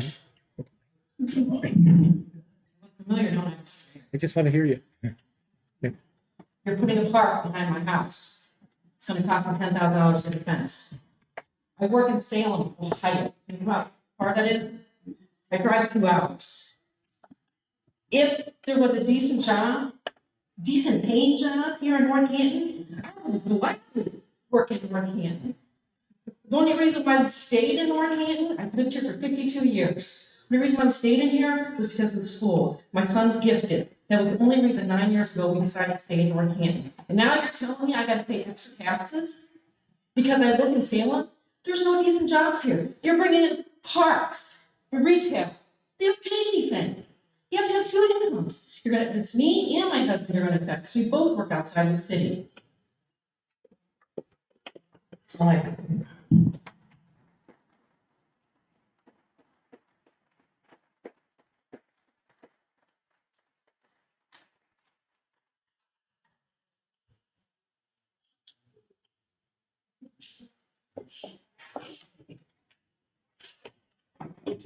Good evening. Andy Ziegler, 555 Rose Lane Street, Southwest, North Canton. I'm struck by how hard it is to sit in your chairs. And I'm not trying to appease them in any way, shape, or form. I'm just stating that I've thought about this from 10 different angles. My wife and I are both, she's a Hoover grad, I'm a Hoover grad, she won. We moved back to this town 7 years ago from Columbus. And when we moved back, we wanted to live here. That hasn't changed for me, and nor will it anytime soon. I love this town, and my wife loves this town. We're raising a 3 little boys here. And the thing that has struck me is that the buildings are getting older, that the firefighters need support, that the police needs greater access and greater support, and we need to be accommodating to that and really supportive of that. But I work in the city of Akron. It kind of stinks to the idea of me paying 4%. That's a hard pill to swallow. I'm the primary and sole breadwinner in my household. But my heart really goes out to those who are part of that single parent family, who have that but may not be supported. And it just strikes me that from the fiduciary standpoint, is there another way to approach this? As a voter, as somebody who is of on the right side of the aisle, I believe that it is the voters' right to have their say in these matters, that we should have the ability to vote on this and to say whether we want this or not.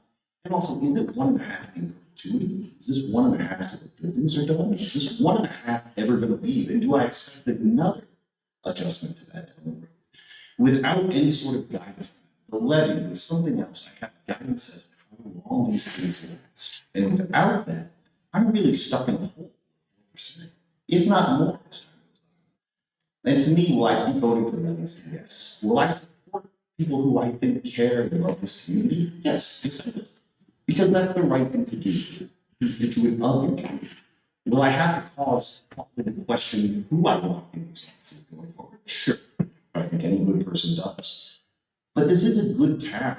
I think there's a lot to build on. And while, we've all seen, I remember riding my bike when the Hoover Company went under up the street. We'd seen that all Maple. And watching my despondent friends, dads, and moms who lost their jobs. And what hurt that did for this community was tremendous. But you all are trying to bring this back. And I just encourage you to look inward and say, what is our objective how do we fiscally get there while still supplying the great resources that we have in this community, but also doing it in a way that will not impair future development, impair those who want to live here, who want to grow with you? How do we inspire those folks in the community? Because just a vote by you all, 1.5% tax, really is kind of a striking dagger to many people, as obvious tonight. So I just encourage you, let's look a little bit more inward. Let's think about how best to attract this, and how can we as a community rally to support what we're trying to do, rather than come up here at the seams we're being forced into doing so. So that's all. Thank you.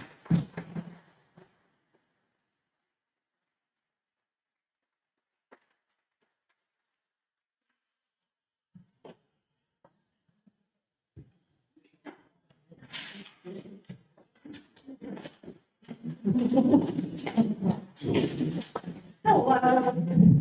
Tim Ziegler, 555 Rose Lane Street Southwest. And my kind husband slightly forgot to mention potentially a few things. In addition to, we were looking at the RETA list, and the city of North Canton, we were just pondering the idea that possibly there could be a task force to consult at the other cities that are comparable to us. Let's see, it stated the elimination, oh, hold on. Okay. Within Stark County, here we go. Malvern has a 1% income tax, Mineral City 1%, Mineral 1.5%.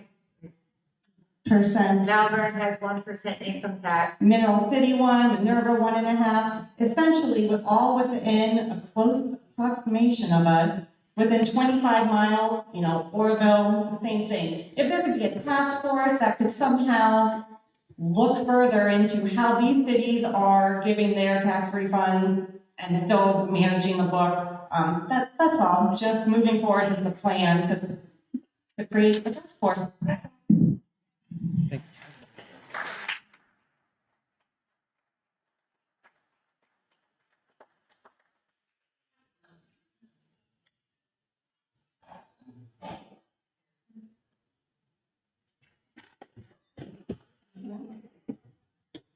Anyone else wishing to address council tonight?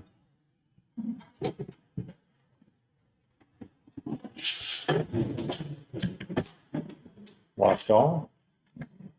Okay. I'm going to make a motion that we suspend the rules so we can have a response. I have a second. I'll make that motion. Second. Alternatively, we could amend the agenda so that this is the next item. That's good. That would be fine. Let's do that. I'm going to make a motion to amend the agenda. Second. All right. All in favor? Aye. Aye. Opposed?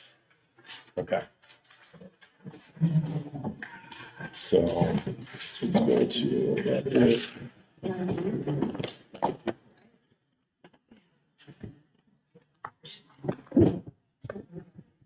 So start at 9A.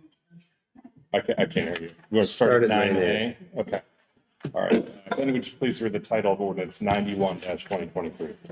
An ordinance amending chapter 192 income tax of the codified ordinances of the city of North Canton in order to repeal credits for taxes paid to other municipalities.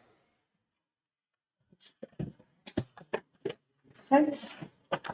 We're going to open it up to comments and thoughts regarding this. Last week, we heard from our city administrator with a presentation that talked about the need and why we felt that reciprocity was the answer to this. So we will open it up to thoughts and comments right now.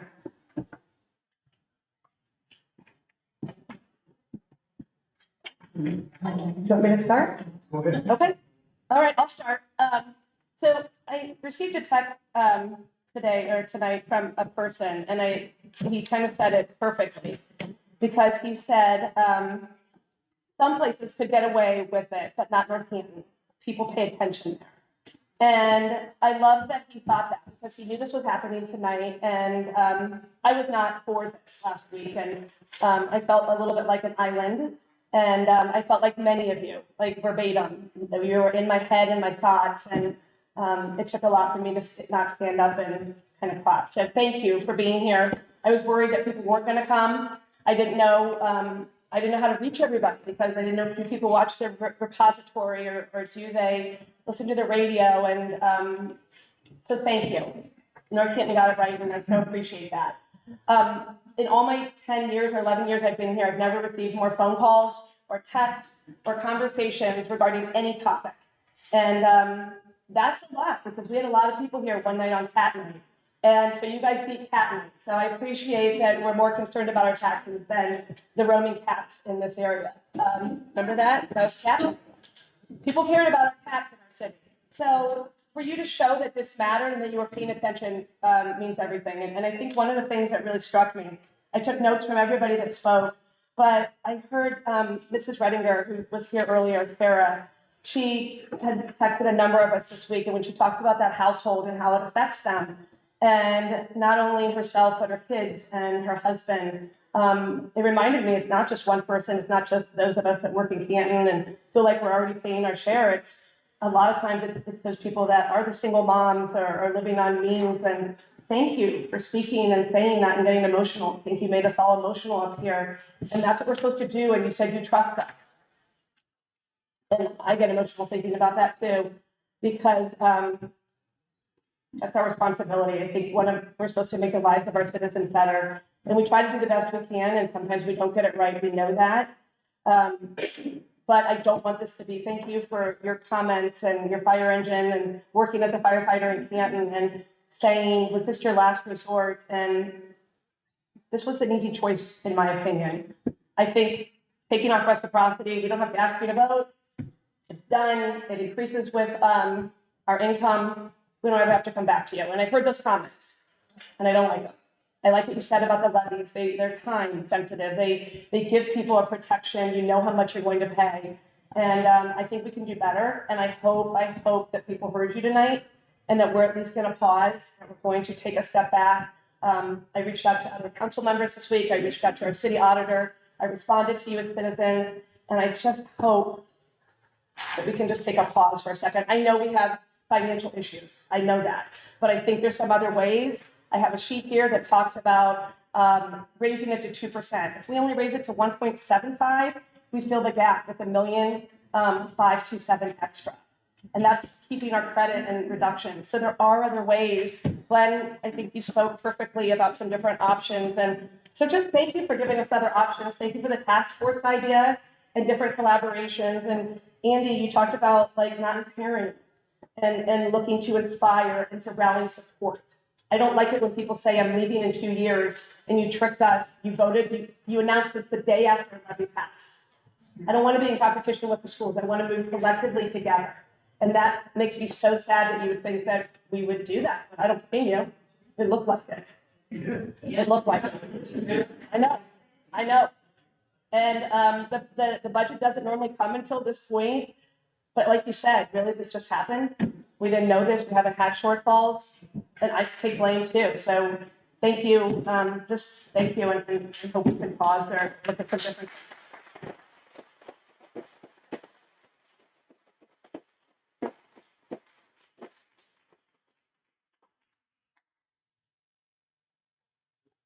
Last week, I was for this. The last week, I've gotten so many phone calls. I'm listening to all you people. I'm with you.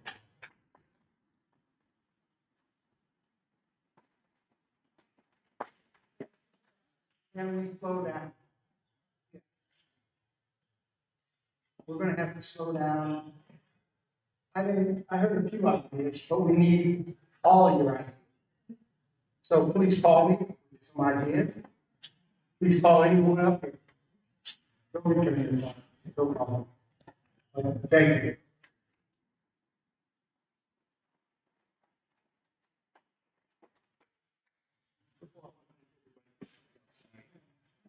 Can you hear me? No.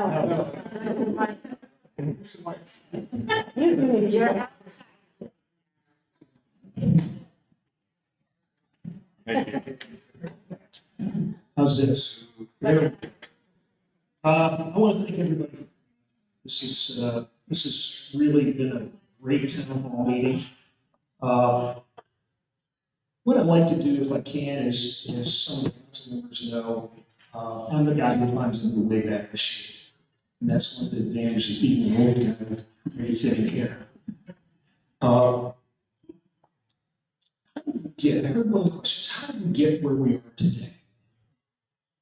Well, when the city adopted its village income tax in 1955, I actually went and looked at the North Canton Sun today, to give it some details.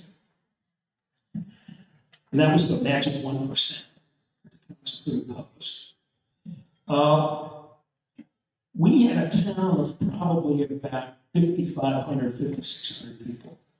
We're very big.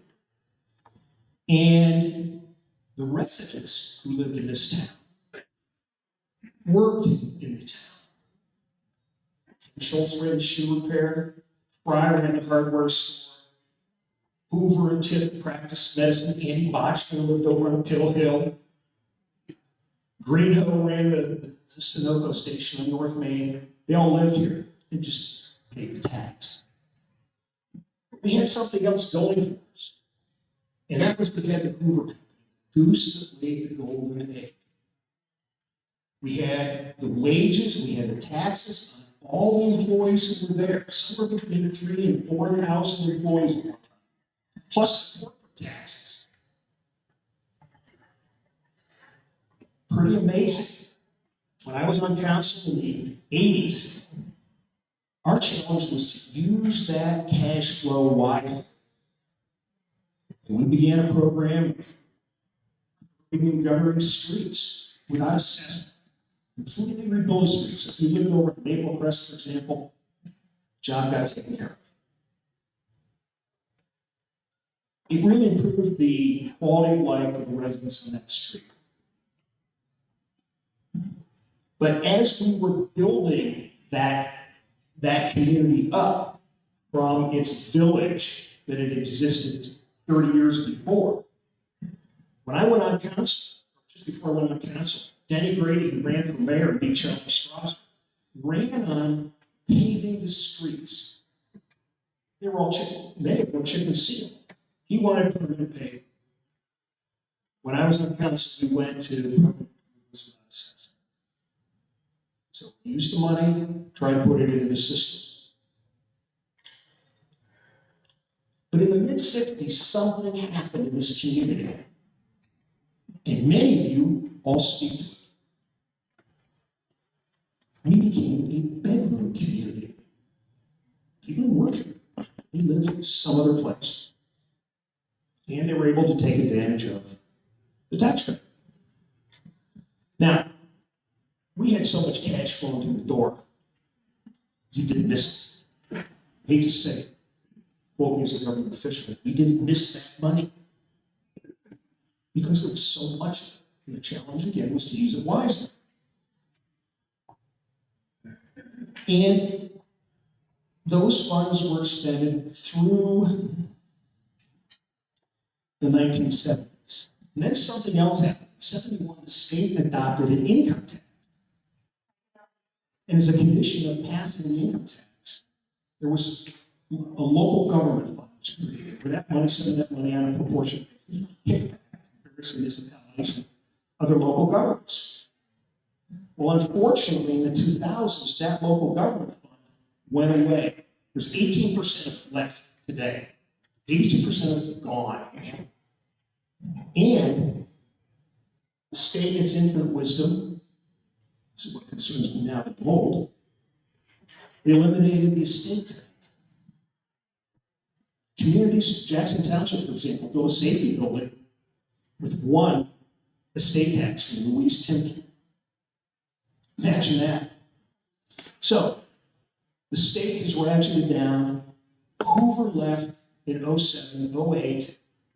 We're in a very different situation financially today than we were 10, 15 years ago. So how do we sort this out? Well, one of the things we've done is, let me just come back to my notes here for a second. And again, I appreciate the comments But I thought it was interesting because we had this remarkable dichotomy of what you're asking for. Mr. Tedder says cut services. Cindy Rizzoletti says, I want this a vibrant place to live. Okay? How do we find that balance? What does it look like? Well, one of the things we've done, and we work very hard, is that we've engaged in a fair amount of economic development activity over the last 6 years. Now, the reality is this. We're not selling for industry. I can't plot a steel mill down in the center of town. I can't put a berry factory on East Maple across from Walsh. We have what we have. Unfortunately, it is commercial. GDA, GDB, Main Street, and all residential. That's it. So we've been working very, very hard to make that happen. Nobody mentioned the terrific success of people at the Hoover plant. We got in to the warehouse. We just put a $12 or $15 million expansion on the building. And we've got more Diebold folks coming in to occupy on that campus. We're working hard. Myers underway.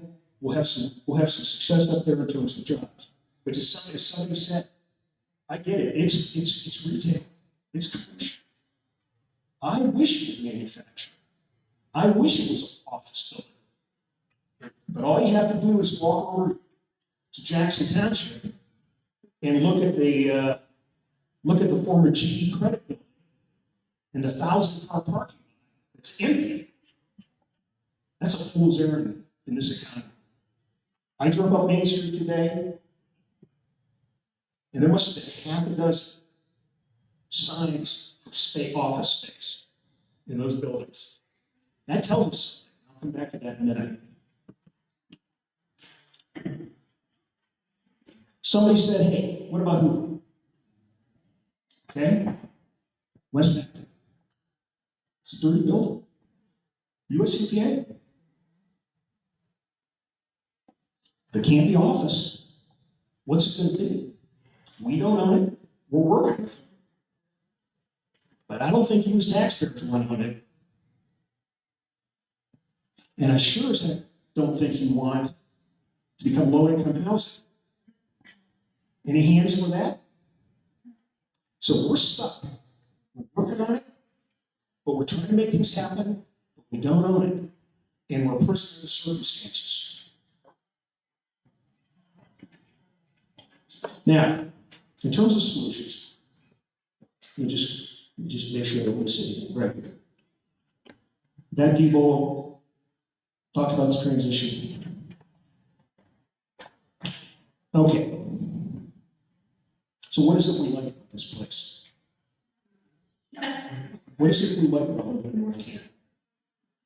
Safe, good services, streets we paved. I mean, if it wasn't, why would you be here? Reasonably priced housing? But I gotta tell you, our costs are going up all the time. Just like every people allude to.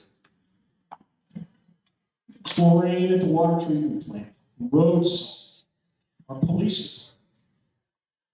Over 3 years, it's probably going to go between 17 and 20% just for the cops alone. Want fewer cops? Yes. Yes. Fewer police. Is that what I'm hearing you say? Pardon? Well, I'm just saying there's a series of choices here. You know, we have $380,000 worth of road levy that comes in. One levy, $380,000. Last year we did a street that had 34 homes in it. Excuse me, 32 homes. The cost to pave that street was $132,000. When you look at how much those property owners pay on that street levy, it's $114 on average a year. You can work the math. 32 times 114 gives you $3,648. That's what those property owners pay for a $130,000 project. Street needing to get done. And these are all over town. Our engineer, because we were talking about this, said we should be paving, we have 55 miles of street. We should be paving 5.5 miles of them a year. We're doing 1.5.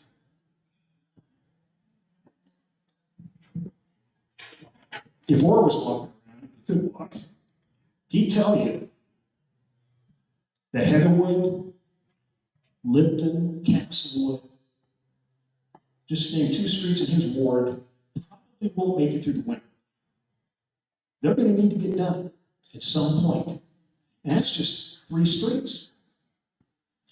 I just laid it out to give you some sense of the magnitude of the challenge that we have. Somebody said, what do you do? Okay, you've got a couple choices. You can raise property tax. It goes to the ballot. But I'm guaranteed you're going to need multiple levies. You're going to need one for police. You're going to need one for roads. You're going to need one for capital improvements. You're going to need multiple levies. And they won't be just a mill. There'll be a couple mills here and there. Okay, this is just a choice. I'm just laying it out. Please, it's your choice. Come on. Hold on a second. Here's the deal. Are we allowed to not? No, Mr. Larry, you know the rules. Please. Come on, guys. Let's table to this point. Let's just. I have the mic, I'm trying to explain it. Because frankly, I think people can ruminate on this and get back to members of council. The second thing you can do is you can raise the income tax by vote. There are risks in raising the income tax. If you go to 2%, there is a really good possibility that you will drive the small businesses that are not fixed geographically to this community out. You already are.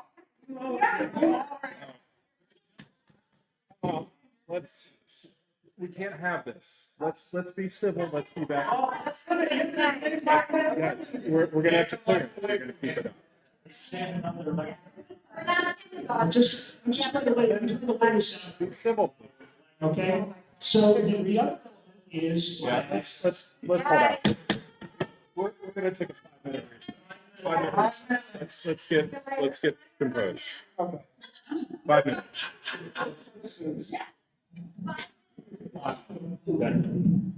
Done.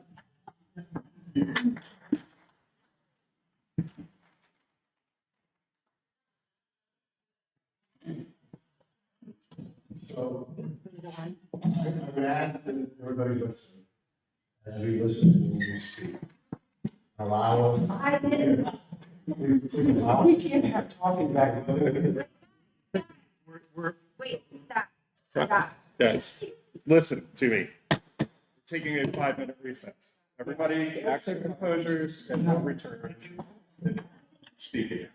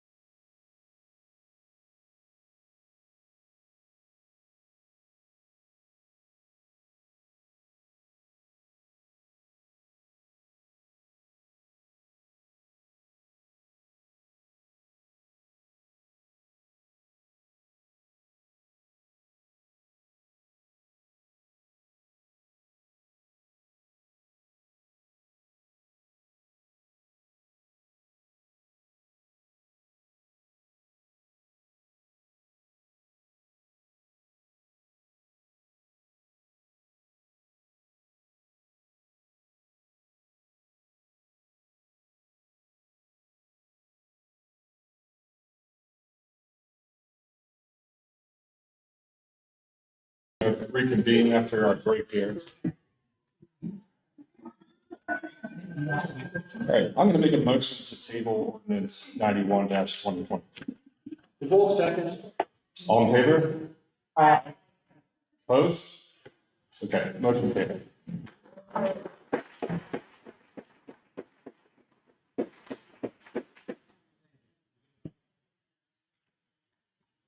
Okay, moving on. Ben, would you please read the title of ordinance 92 Go back to 80.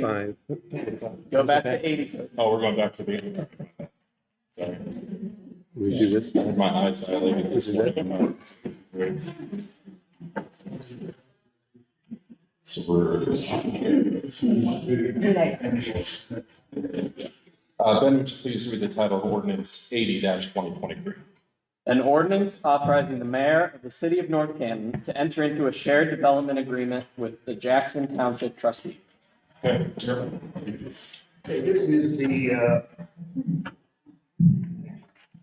This is the third and final reading of this shared development agreement with Jackson Township. Subject to a public hearing, we had a meeting in Jackson Township. It reflects, or refers to an area that we have created on the west edge of town,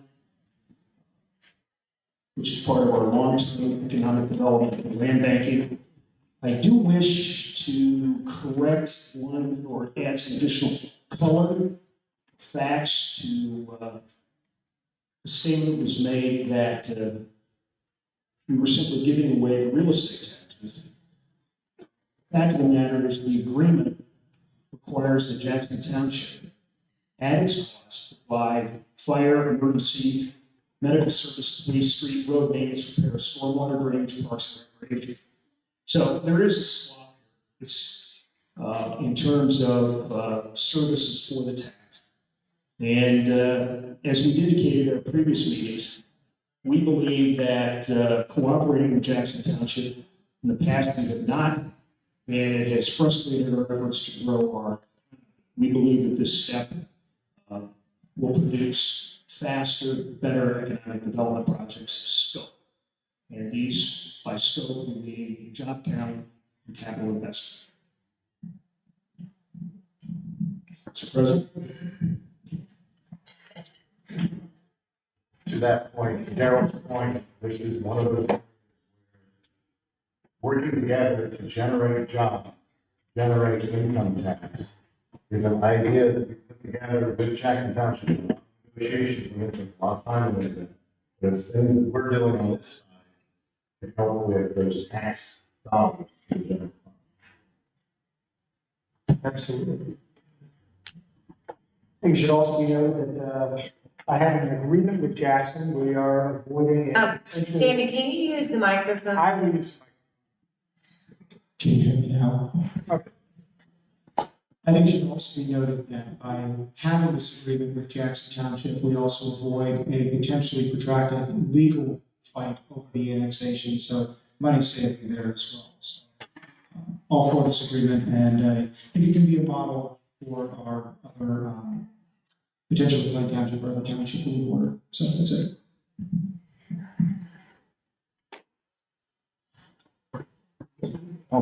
Motion to adopt, third reading. Oh, hold on one second. I just wanted to. Okay, if you push the button. I just want to say, nothing's changed from my feelings than last time. This is a joint effort to develop a vacant property. There's nothing going on in that property right now. And to team with somebody like Jackson and potentially take this and use it as a model for other properties up and down that street is a, I mean, monumental first step in doing it. And also, maybe we can parlay this into working with Plain Township. The cost of litigation, the environment, the law, I invite you to look into it. It's not a great play. It's very expensive, and more, they're siding toward townships. There's a lot of extra layers in putting together legal defenses against that. Very expensive. So I'm in full support of this.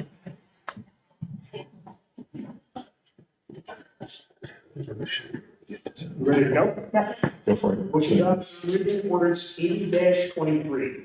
Second. All in favor? Opposed? Motion carries. Ben, would you please read the title of ordinance 92/2023? An ordinance authorizing the appropriation of funds of the city of North Canton to be appropriated for current expenses during the fiscal year ending December 31st, 2023. Okay, finance. Okay, we talked about this last week, regarding a grant for the fire fund. Any more questions? All right, if there are none, I move to adopt. Second? Wait, That's the 10. we need an amendment for the fire grant. Oh, sorry, motion and second to amend ordinance 92/2023 to appropriate an additional $6,000 to the fire fund for a grant received by the department. Second?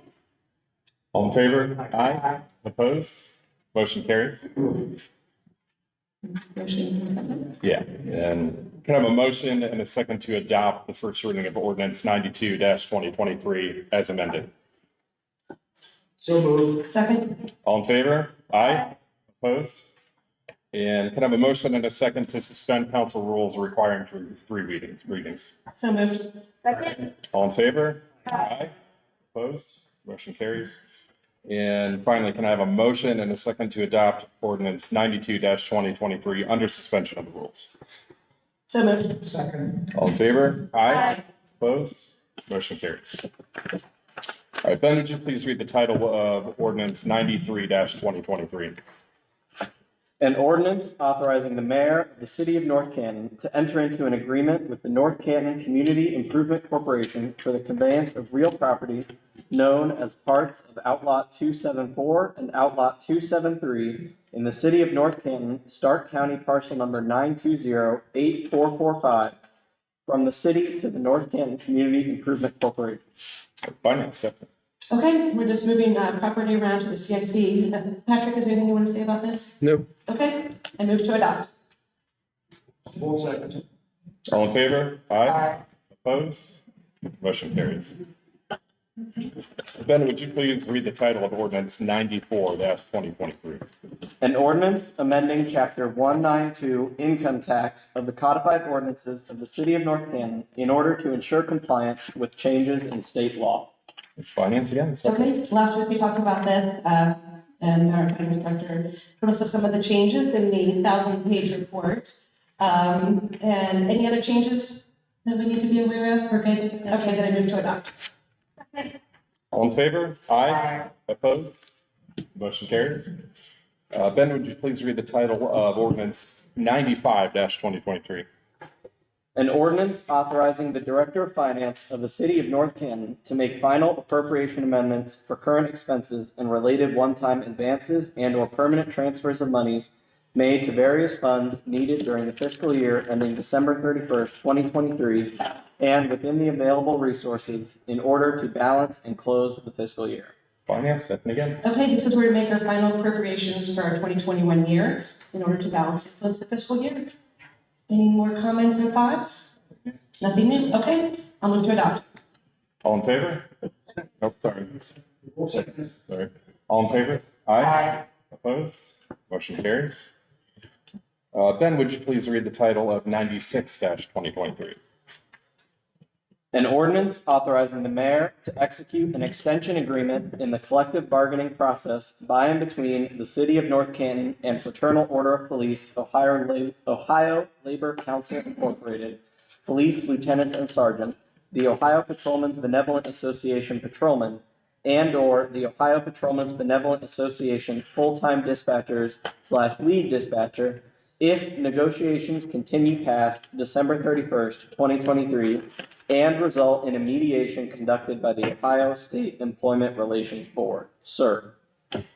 All right, personnel, David. So this is a precautionary measure. Dave. This is a precautionary measure so that if for some reason They don't finalize the negotiations with the police department. Others mentioned that the mayor can continue with what the current contract states. Only if this we do not reach an agreement will this go into effect.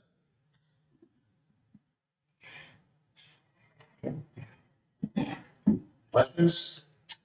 I'd like to make a motion that we adopt ordinance 96, 2023. All in favor? Aye. Opposed? Motion carries. Ben, would you please read the title of ordinance 97-2023? An ordinance authorizing the vacation of a portion of Ashland Street Southwest from the west right-of-way of Ambler Avenue Southwest to the west line of parcel number 920-86225 within the corporate limits of the city of North Canton. Okay, this is street and alley. This is my committee. So this is a vacation of an alley that was used as a private driveway. Both parties have signed the vacation agreement. There's nothing new since last time. Very amicable. I move that we adopt. All in favor? Aye. Opposed? Motion carries. Okay. Moving on to department reports. Start with the Director of Administration. Just would like to make the council aware that the city of North Canton was just yesterday selected as the third best retirement community in Ohio, up from 7th a couple years ago. No other report. Thank you. Thumbs up. That's awesome. Okay. Director of Finance, I Gina. can't top that. You could repeat it. Mayor. Yes, thank you. Yes, thank you. And thank you for the privilege of being here and listening to all of you tonight. And on Saturday, November 11th, was a very special day for our country and for our military service personnel around the world. And that is Veterans Day. And if you're a veteran, would you please stand up and be recognized in our audience?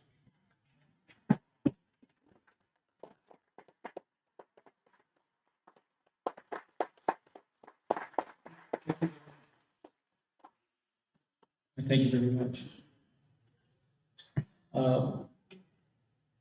There's a lot to write down tonight and a lot to listen to, and I appreciate that. And I've had the opportunity to live and work in this community for over 40 years. I lived in it, I've lived in it. I had the privilege to protect it. And it's something that I took very, very seriously. And I tried to do the best job I could.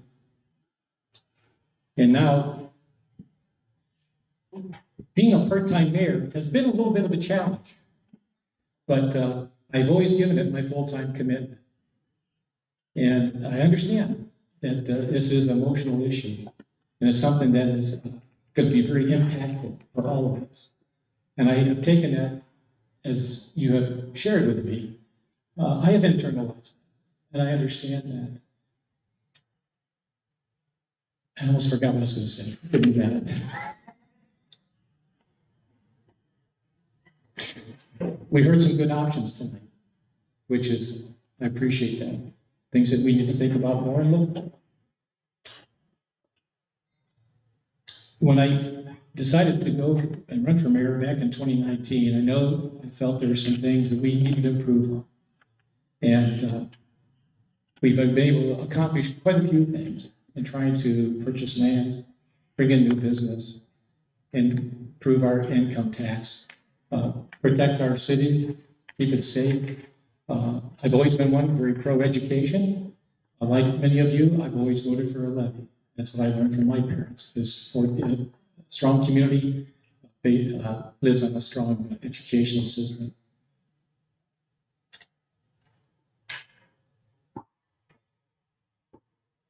The decisions I've tried to make and working with City Council and City Administration, I've always tried to work on a philosophy, do something for the greater good of our community. And I learned very early in office, you can't please everybody. And I understand that completely. And I'm not trying to make light of it, please understand that. But my heart is in this community. I want it to succeed. I want our children to be safe. I want your grandchildren to have an opportunity to grow and live here also. So I do appreciate what you said. I have listened. You've provided some options, And I think that's something that we need to go back and internalize and think about what's going to be the best for our community and how we can move forward. I think about, what are we doing today to protect the future of tomorrow? Where are we going to be in 20 or 25 years? How are we going to maintain our city to be sustainable? And that covers a lot of areas. And you've talked about some of those things here tonight. So I just want to say thank you very much. And that it really is still, I know some people may not think that much of the mayor, and I get that, okay? But it's not about me, right? It's about our city. And let's do what we can to make our city better. And I thank you for your input. And again, the decisions we make are trying to be made for the greater good of the community. And I've heard from you tonight, and I appreciate that. So with that, I'll be around if you want to talk to me. That's fine. I'll be here for you. But I will pass the the microphone to who's up next, Mr. President. Thank you. No report? No report? All right. I'll just start. We'll pass it this way if that's okay with everybody. Thank you for all coming out. Thank you for being civil. Your voices were heard, so we tabled it. The next thing I'll challenge you with, though, inaction is not. It's just not an option. We need to do something. You guys you spoke and everybody heard you. There's obviously some sort of compromise that we need to do. So I invite you to open your minds and think about property tax and think about other avenues that we need to go down to address the services that our city provide. There is going to be no change in the way that Ohio funds us. I mean, unfortunately, the infrastructure burden is put on us. It's taken down from 3.68% in 2011 to 1.66% today. And we all know that through inflation and what we're feeling right now, those levels aren't comparable. I mean, we're working with dollars from 12 years ago. I invite you to write your state senators. I invite you to think outside the box, because we do need some sort of resolution. But I thank you for your voices. Yes, thank you for all coming and sharing, and I think you did have some actual items. You talked about different ways that we could fund, and you were all supportive. Many of you said, I'll pay a higher income tax, I'll look at property taxes. I've supported you in the past, and I don't want people to leave based on this. I think what I heard most is that as residents, you want to pick the level of government that you decide on. And we heard you, and I think it's important that you get a vote in what you decide.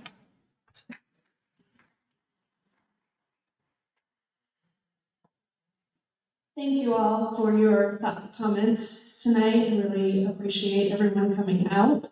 This is what we're here for. I guess I want to say, as I was thinking about this, repealing reciprocity, I thought about, so number one, it would not affect me, because I do work in North Canton, but I thought about it as a bit would, right? I am a single mom. I had cancer a year, drained my savings accounts. I work nonprofit, and it doesn't matter, none of this matters about me, but I felt like, okay, could I pay an extra $70 a month? Would I be able to do that? I want you guys to know, we did think, or at least I did think through this, and I'm like, yes, I have to cut some things, but I would be able to do it. And it felt like, is this the solution to, we can keep the pool this way. We can do community athletic fields this way. We could do things and provide what the community is looking for and asking us to do. And is it the easy way? Yeah, it's the easier way, for sure. It's going to give us the money immediately, and we would be able to do those things. But we hear you. And so I appreciate you coming out and say, will we have to cut things if we don't do this? Maybe. We're not going to cut police, I can tell you that. Are we going to cut $500,000 for community athletic fields, maybe, I don't know. But I guess there, as Stephanie said, there, we have to do something. So we appreciate, I do, like she said as well, appreciate that you all said you would be willing to support funding things in other ways, and we will come back to this. So thank you.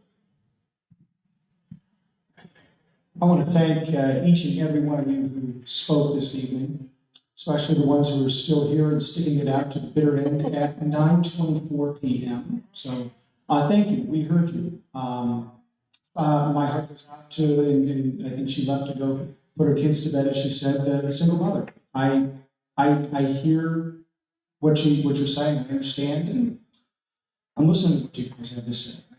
Over the past week, I haven't gone a day without thinking about this. I put myself in the place of a single mother as much as I could. Put myself in the place of a single mother. I put myself in that position, thinking about what it would be like. And I appreciate all the comments here this evening. Kind of like some of the others said, that I appreciate the comments, and I hope to have constructive criticism going forward. I thank those that called and sent messages. And I'm sorry, Marcia, we were not able to connect, but that's right at the end of the meeting. But I genuinely do appreciate the comments, but especially the constructive criticism going forward, because it is something that will still need to be addressed, and hopefully will not be done so without the input of the citizens, and especially those here in this room. So thank you so very much for your dedication and letting me ramble on for an additional 2 minutes. It's now 9:26 p.m. Thank you for sticking it out. Thank you. I've already burned my time. But I want to thank everyone for coming this evening and providing some input. I would only say that part of the challenge that all of us have up here, outside of your view, is to be forward-looking, to try to anticipate what this community needs tomorrow, next year, and 5 years down the road. It's not always easy, but we try to do the best we can. Thank you for your input, and I'm sure you'll be hearing from this crew again. Again, I agree with everything that's been said. I want to thank you all for coming out. We do meet on most Mondays, and I'd like to have more meetings in here with this amount of people. So I challenge you to come back to council and pay us a visit. You know, again, I thought we were burning out too many things. We listened to you. We were able to table it. So I do what my constituents want. Many of my constituents showed up tonight and spoke. So thank them and thank all of you for coming. Yes, I'm going to wrap up. I too thank everybody for coming out. The voice needs to be heard. The other side of that is the respect that we have for our neighbors and everybody that we live with. And we're here and we're available. You can reach out to us, you can call us, you can email us, you can talk to us and say that. But we need to keep that respect. These meetings are important for the community. And I would ask that we communicate that respect, if I can say it any other way. There are some hard decisions that need to be made, both ways. There's going to be pain that everybody's going to feel. There's services that need to be changed. There needs to be a way to find balance here. And that balance comes with communication and with talking and really digging deep. So reach out, let us know what you think. Over and above what was said tonight. We can move to the future without just kicking the can down the road and leaving the burden for those. Thank you.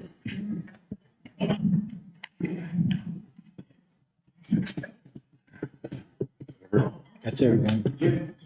That's everyone. Council. Do you have a Final call for new business. Okay, seeing none, moving on. Meetings calendar, we'll have a regular city council meeting on November 20th. On the 27th, we'll have a public hearing on ordinance 69-2023. We also will have a regular city council meeting. And December 1st, we'll have the organizational meeting. Moving on to executive session. Can I have a motion and a second to enter in an executive session to consider confidential information related to requests for economic development assistance under ORC section 570940 to 570943, as permitted by ORC 12122G8. Can I have a roll call? Well, after this. Second. All in favor? No, it'll be a roll call for this. Member Shroya, Yes. Member Waring, Yes. Member Wyrick, Yes. Member McLeister, Yes. Member Volt, Member Orr, Yes. Member Matheny. Yes. 7 in favor, unanimous. Okay. We're now in executive session. Yeah.